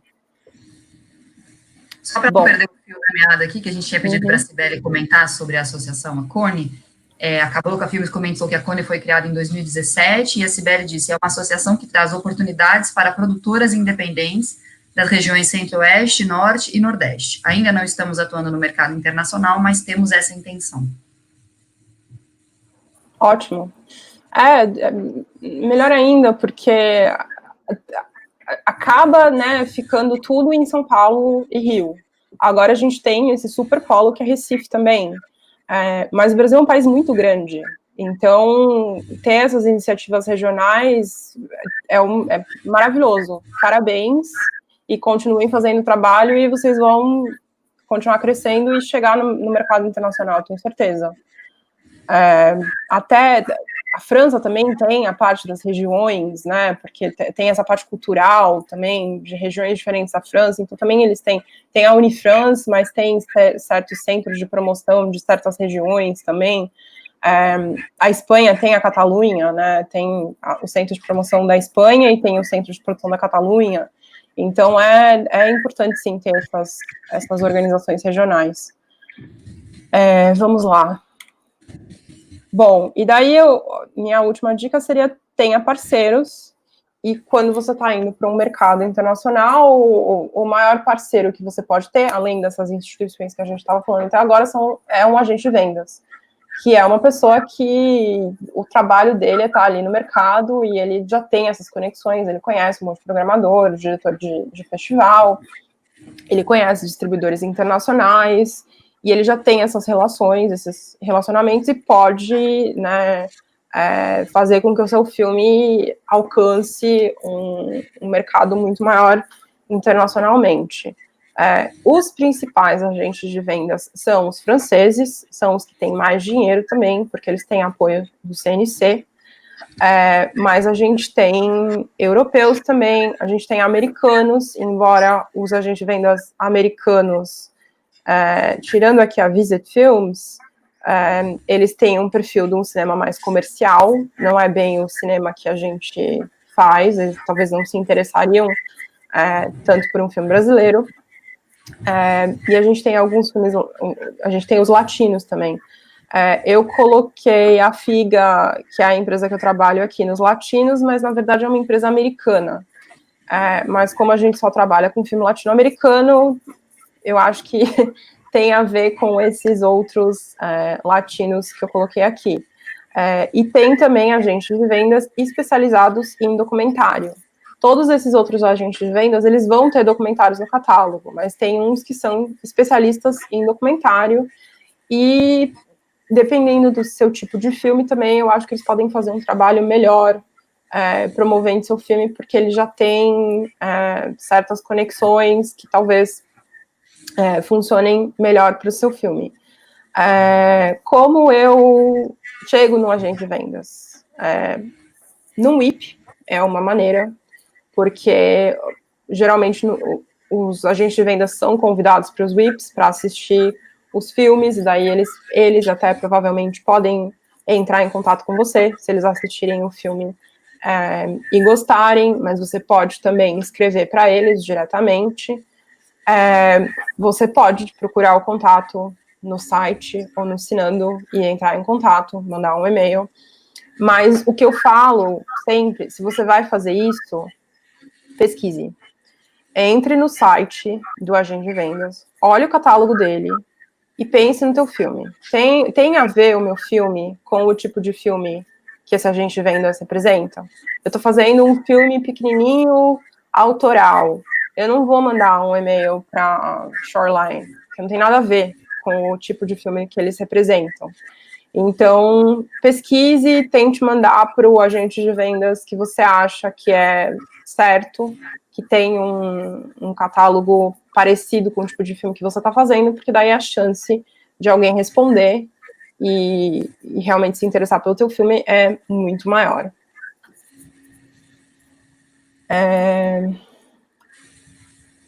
Bom, e daí a gente termina falando dos WIPs, né? Eu já mencionei que os agentes de venda são convidados para os WIPs. Os WIPs são essas plataformas, né? Esses eventos criados dentro de alguns festivais, onde eles passam filmes que estão em finalização, e eles convidam profissionais da indústria, programadores de cinema, agentes de vendas, para assistirem esses filmes. Eu preciso participar de um IP, se eu já tenho dinheiro para finalizar meu filme? Porque geralmente os produtores são em participar de um IP se eles não têm dinheiro para finalizar um filme, porque daí eles podem ganhar prêmios. Geralmente os prêmios são em serviços, não em dinheiro, mas você consegue ganhar um prêmio para fazer o som do teu filme, ou para fazer a cor do teu filme, então vale a pena. Se você já tem o dinheiro para finalizar, o que acaba acontecendo geralmente é que o produtor finaliza o filme e daí começa a mandar para festivais. Se você tem tempo, eu diria, mande para um IP. Porque como os laboratórios, que a gente falou lá do começo, os laboratórios de desenvolvimento vão ser um carimbinho de aprovação, os WIPs também vão ser um outro carimbo de aprovação. E como eu falei que aqueles laboratórios são uma peneira, são um filtro inicial, os WIPs também são um filtro inicial. Porque a gente recebe muito filme em finalização para assistir. E a gente não tem capacidade humana para assistir todos esses filmes. E daí, só que a gente é convidado para ir nesses WIPs. E quando você é convidado para ir nesses WIPs, você tem um número limitado de filmes que foram selecionados. Então, já é um filtro inicial para a gente. A gente não vai precisar assistir 100 filmes, a gente vai assistir 6. Então, é uma maneira, né, de conseguir um agente de vendas, de ter esse carimbo de aprovação. A mesma coisa os programadores de festivais também, porque eles vão também nesses WIPs e eles vão assistir 6 filmes ao invés de 3.000 filmes. Eles vão estar com uma cabeça muito mais relaxada quando eles estão assistindo esses 6 filmes do que os 3.000 filmes que eles têm que ver. Então, eu acho interessante, se você tem tempo, né, se você tem uma timeline, um cronograma folgado para finalizar o seu filme, mandar o seu filme para os WIPs. Porque eu não vejo nenhuma desvantagem em ter o seu filme e um WIP, eu só vejo vantagens. Existe um risco no WIP, não sei se isso mas um risco de você mandar o filme no WIP, óbvio, ele tá muito na fase inicial, sei lá, um primeiro corte e tal, e aí um festival que tá ali convidado para dar o feedback e aí ele fala assim, então esse filme eu já conheci aqui, quando ele aparecer lá na frente, depois de um tempo, o cara fala, já conheci, não gostei, não quero. Sim, existe esse risco, você tem razão. Então, tem essa uma desvantagem. Eu acho que também você não quer mostrar o seu filme, né, para muitas pessoas se ele está muito cru ainda. E isso é o que eu falo também quando me perguntam quando que eu tenho que mandar o meu filme para um agente de vendas, que acho que a pergunta que eu mais respondo na fase da Terra é essa.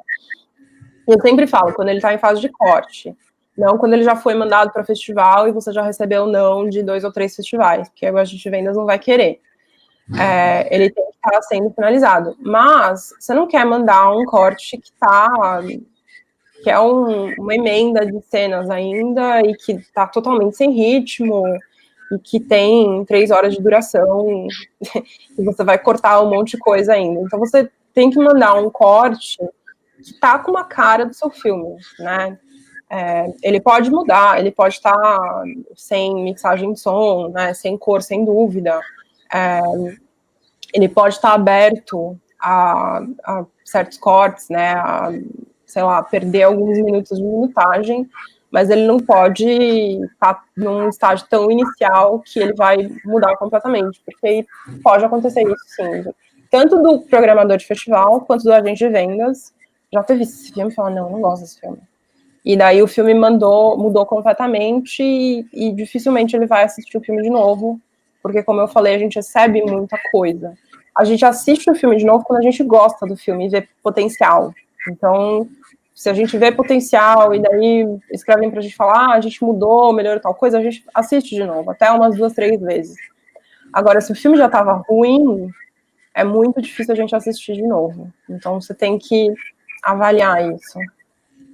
Agora, você tocou também num ponto super importante, né, que é a pergunta que sempre chega para você quando apresentar o filme pro agente de vendas. Aí você fala, um corte já, nunca quando já passou, já foi negado ou aceito, sei lá, por festivais. Então, eu tenho algumas perguntas em uma, né? Se você puder pode parecer básico, mas acho que seria legal você separar qual é o papel de um agente de vendas e qual é o papel de um distribuidor, né, para todo mundo estar claro na mesma página que cada um faz. Se você pode falar um pouquinho também do agente de vendas que entra na produção, se isso é comum ou é cada vez mais comum, ou na sua opinião se deveria ser ou não. E a terceira pergunta é, se ao ser selecionado, por exemplo, para um festival, não sei se isso ocorre, tá? Isso você vai saber responder. O filme pode chegar nessa seleção do festival sem agente nenhum, e um dos objetivos dele nesse festival é achar um grande agente, né? Se isso Sim. é bom ou não é bom. Bom, primeiro começando com o que um agente de vendas faz, né? E qual a diferença de um distribuidor. O agente de vendas, os distribuidores, eles atuam de forma local. Então, um distribuidor, ele vai distribuir o teu filme num mercado local, num território específico. Ele compra os direitos e distribui. Geralmente, os distribuidores maiores, eles vão comprar todas as janelas de direito. Eles vão comprar theatrical, ITV e VOD. E ele vai explorar o teu filme em um território específico, que é o território que ele trabalha. O agente de vendas, ele vai apresentar o teu filme representar, né, o teu filme internacionalmente. E ele vai buscar esses acordos de distribuição local. Então, você vai para um mercado com um agente de vendas internacional, esse agente de vendas vai ter reuniões com diversos distribuidores locais e vai vender esse filme, né, vai fechar acordos de distribuição desse filme em diferentes territórios. Então, o agente de vendas, ele geralmente, assim, na maior parte das vezes, ele adquire os direitos internacionais do filme. Então, se você tem um filme brasileiro, ele não vai trabalhar o teu filme para distribuição no mercado brasileiro, porque geralmente você tem acordos até de distribuição atrelados, né, a alguns fundos de produção. Então, a distribuição local fica com você, e todos os outros territórios, ele vai buscar acordos de distribuição para distribuir o teu filme internacionalmente. E daí é isso, ele vai fechando diversos acordos. Então, ele vai vender teu filme para a Alemanha, para um distribuidor, para a França, para outro distribuidor, para a Espanha, para um distribuidor. Existem certos territórios que são conglomerados. Então, a gente tem, por exemplo, o Benelux, que a gente chama um território, que é a Bélgica, Luxemburgo e a Holanda. E não consigo pensar. Bom, a gente vendeu agora um outro filme que era até um território que eu tive que pesquisar, que eu não conhecia, que era XYU, que eram os antigos países que eram a Iugoslávia. E daí tinha uma lista de países ali, então você não está vendendo só para a Iugoslávia, você está vendendo para vários países ali da região, e daí era XIU mais Albânia, uma coisa assim. Então, era um grupo de países ao invés de ser um país só, porque são mercados pequenos, então faz sentido para um distribuidor trabalhar todos esses países. O único momento em que as linhas estão um pouco cruzadas agora é na parte de VOD, porque os agentes de vendas têm contatos diretos com VODs e com agregadores. Então, por exemplo, se o agente de vendas não vendeu o teu filme na França e nos Estados Unidos, porque um distribuidor francês iria comprar não só os direitos de theatrical, mas de TV e de VOD. E se ele não conseguiu vender para theatrical, né, para um distribuidor que comprou todos os direitos, ele pode, ele mesmo, publicar esse filme nas plataformas de VOD ou fechar contratos diretamente com plataformas de VOD. Publicar é o que a gente fala que são nas lojas, né, de compra e aluguel, que são iTunes, Google Store, Amazon, para aquele compra e aluguel, e até o Amazon Prime Video também, que você faz isso através de uma empresa que chama Agregador, que é uma espécie de quality control, né? Porque todas essas lojas, elas têm um controle de qualidade, como elas querem que os filmes sejam carregados, e daí elas fecham, ao invés de elas terem que lidar com os filmes individualmente, elas lidam com essas empresas que são os agregadores e que sobem todos esses filmes. Então, você lida com uma empresa ao invés de ter que lidar com várias. E as plataformas de VOD, tipo, a gente tem um contato direto com o MUBI, por exemplo, então a gente já manda os filmes para o MUBI, sem passar por um distribuidor. Então, é o único momento... Isso cria algum conflito com o distribuidor, ou ele fala, pô, se eu não assumir os direitos dos outros, tudo bem? Não, porque, na verdade, a maioria das vezes, quando a gente negocia contrato de distribuição, a gente pede que os direitos de VOD sejam não exclusivos. Ou então que eles sejam exclusivos por 1 ou 2 anos, mas depois virem não exclusivos. O que quer dizer isso? Que no primeiro ano, nos primeiros 2 anos, esse distribuidor francês, só ele pode publicar esse filme em plataformas de VOD no mercado dele. Mas depois de 2 anos, a gente pode fazer isso também.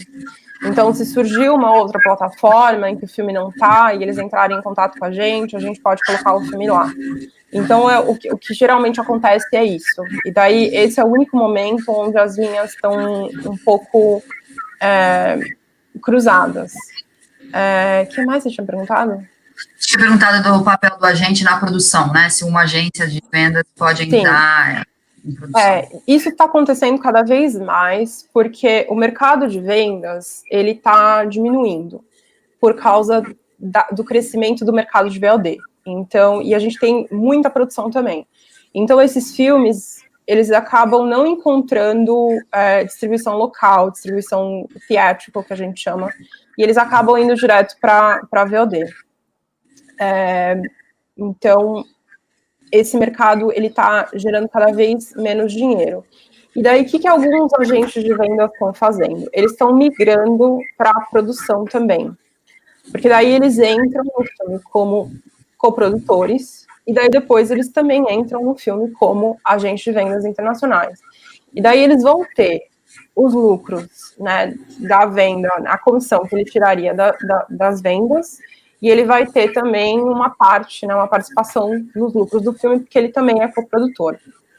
Só que quem tem dinheiro para investir em coprodução, né, em produção, são os agentes maiores, e principalmente os agentes franceses, porque eles têm apoio do CNC.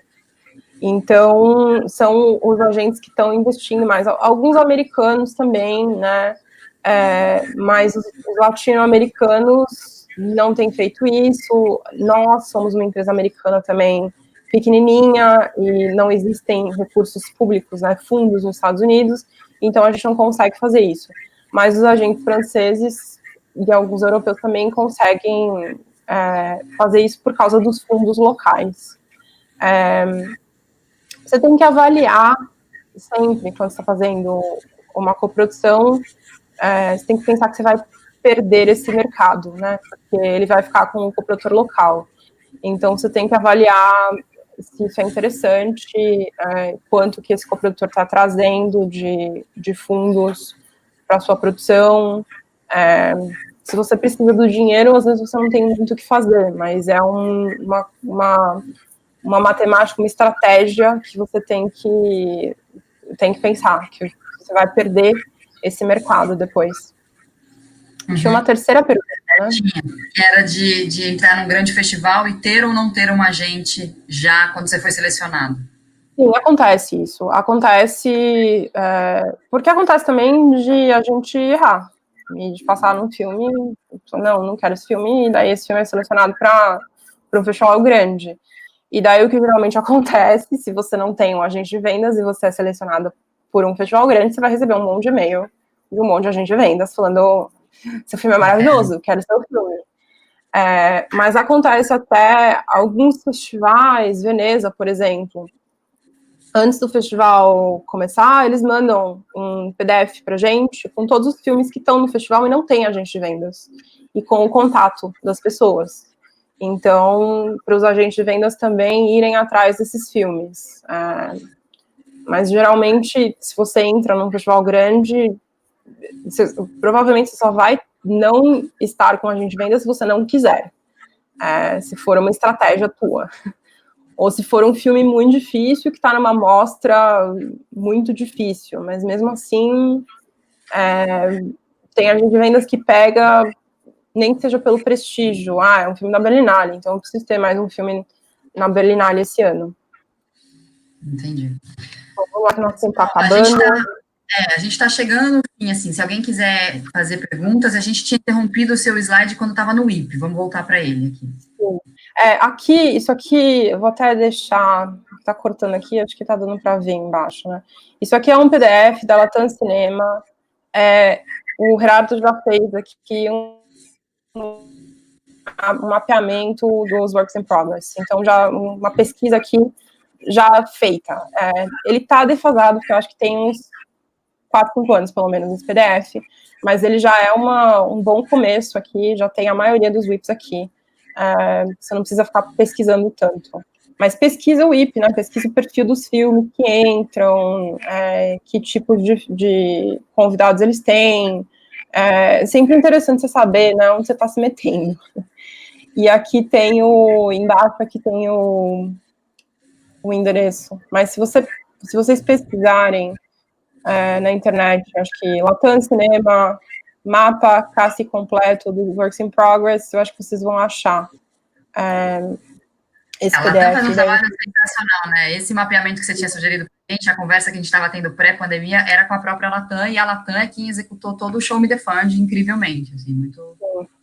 E tá muito legal aquilo, eu até falei, porque tá super fácil de ler, né, e são fichas, e tem toda a informação, achei super legal.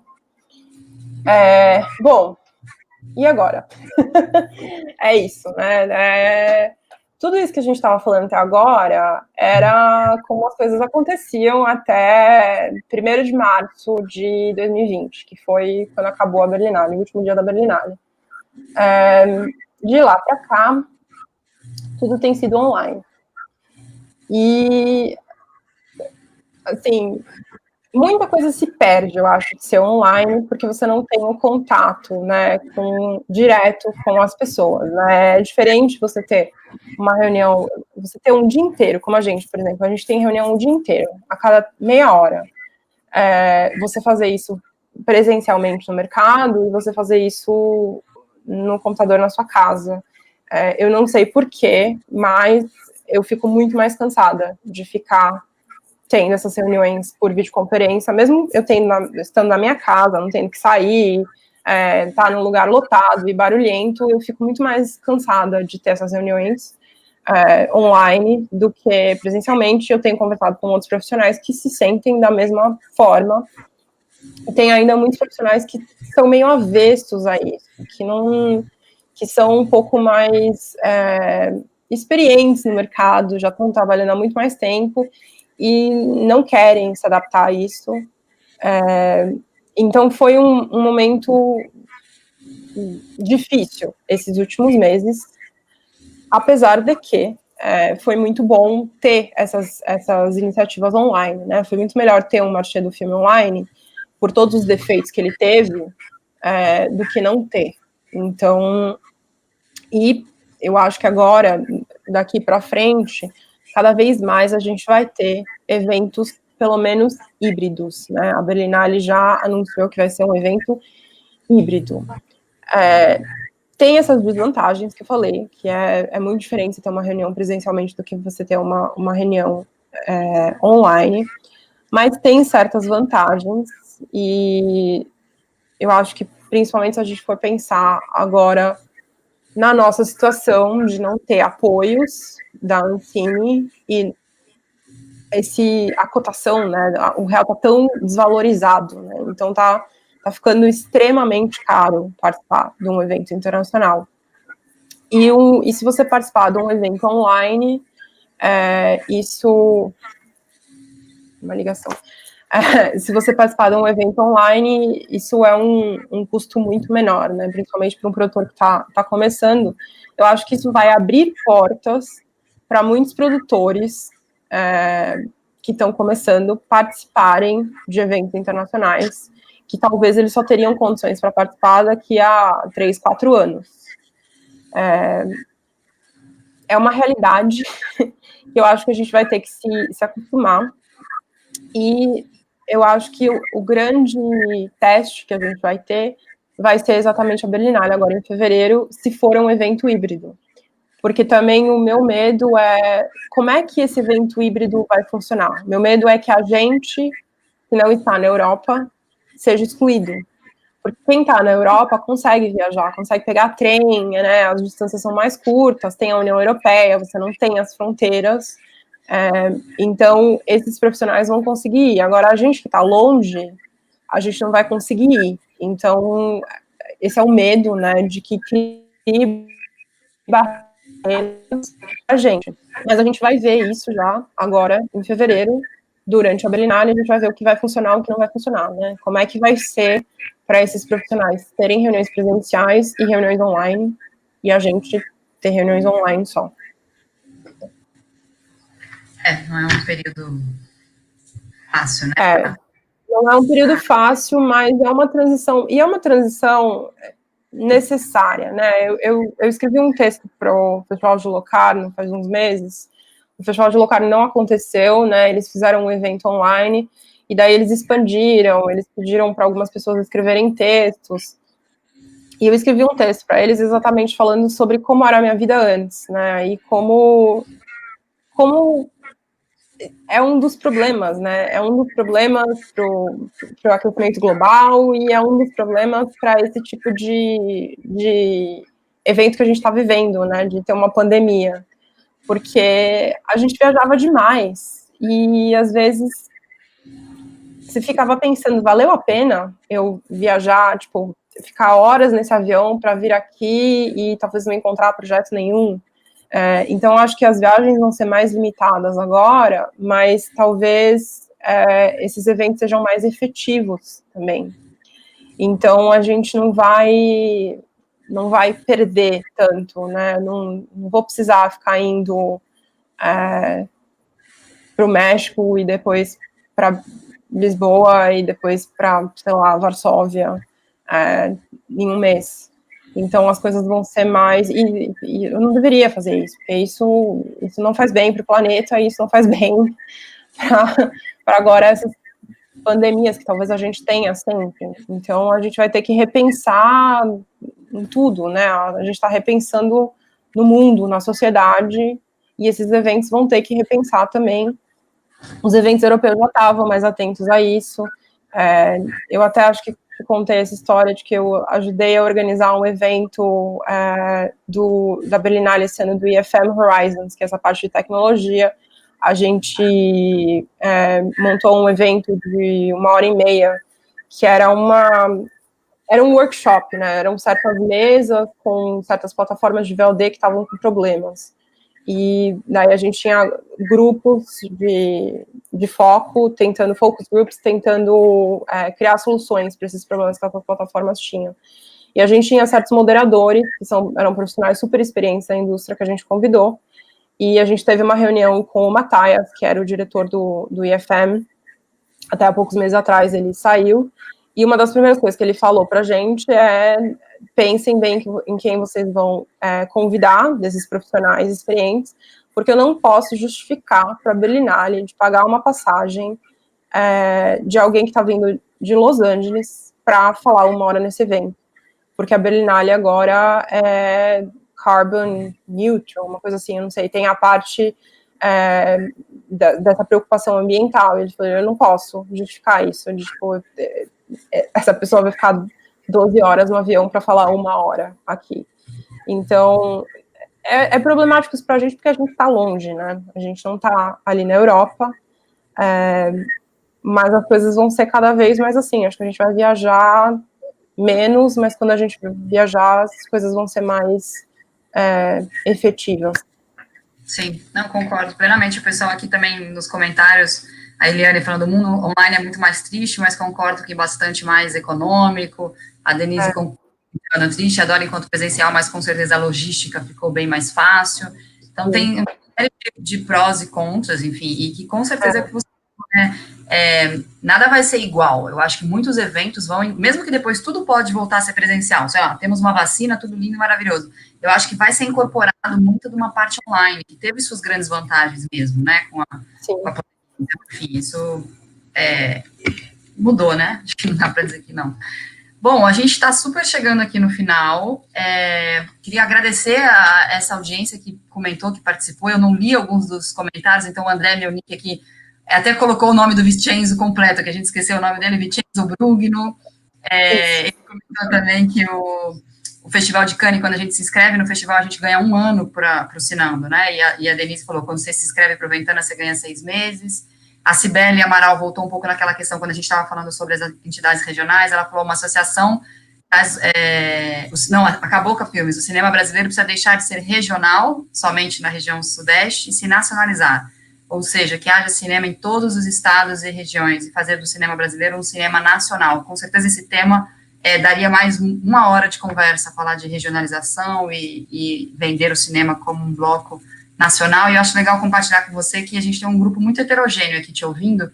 Quando eu perguntei o que cada um faz, né, a Ana Johan comentou, já fui selecionada com um projeto em Trieste, já fui para o laboratório de roteiro da Fundação Carolina, a Júlia Amaro é estudante de cinema, na reta final de graduação, a Eliane participou de um Cine Construção em Toulouse, a Ruth... a galera é experiente já circulando. Eu falei que talvez fosse elementar, mas que a gente tem que... É formada em cinema, está fazendo o primeiro longa agora. Tem, assim, um grupo muito heterogêneo, porque eu acho muito bacana que pessoas em diversos níveis de sua carreira têm interesse aqui para essa conversa. O Vitor Almeida acabou de comentar, a apresentação foi formidável, realmente, Lídia, parabéns. Obrigada.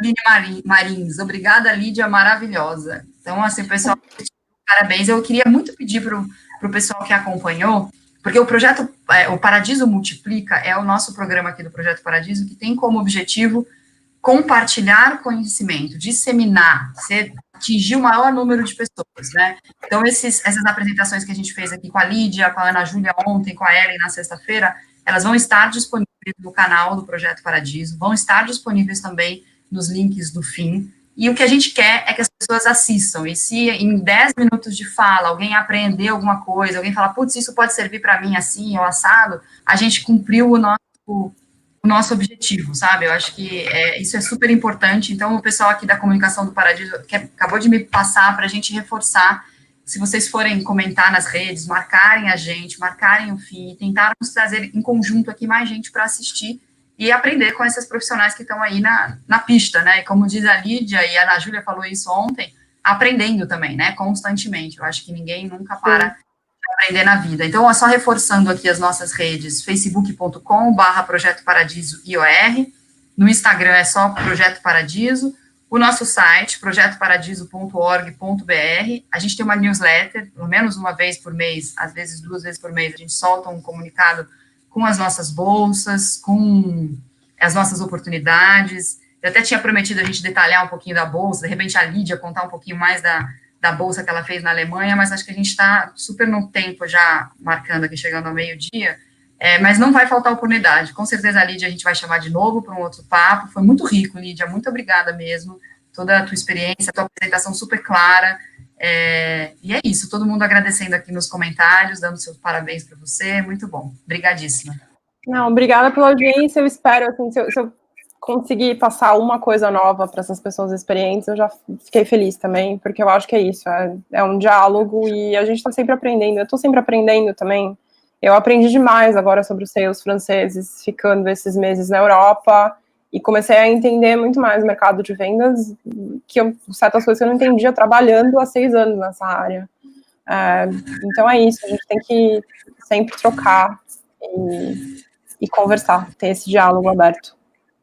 É isso mesmo. Obrigadíssima, uma boa terça-feira para todos, boa semana, e bom, nos vemos, faremos mais. Um beijo grande a todos, tchau, tchau. Obrigada por quem assistiu, boa terça-feira, tchau.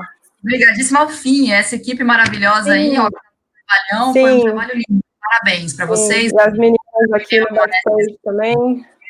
Isso, muito bom, beijos a todos, tchau, tchau. Tchau, beijos.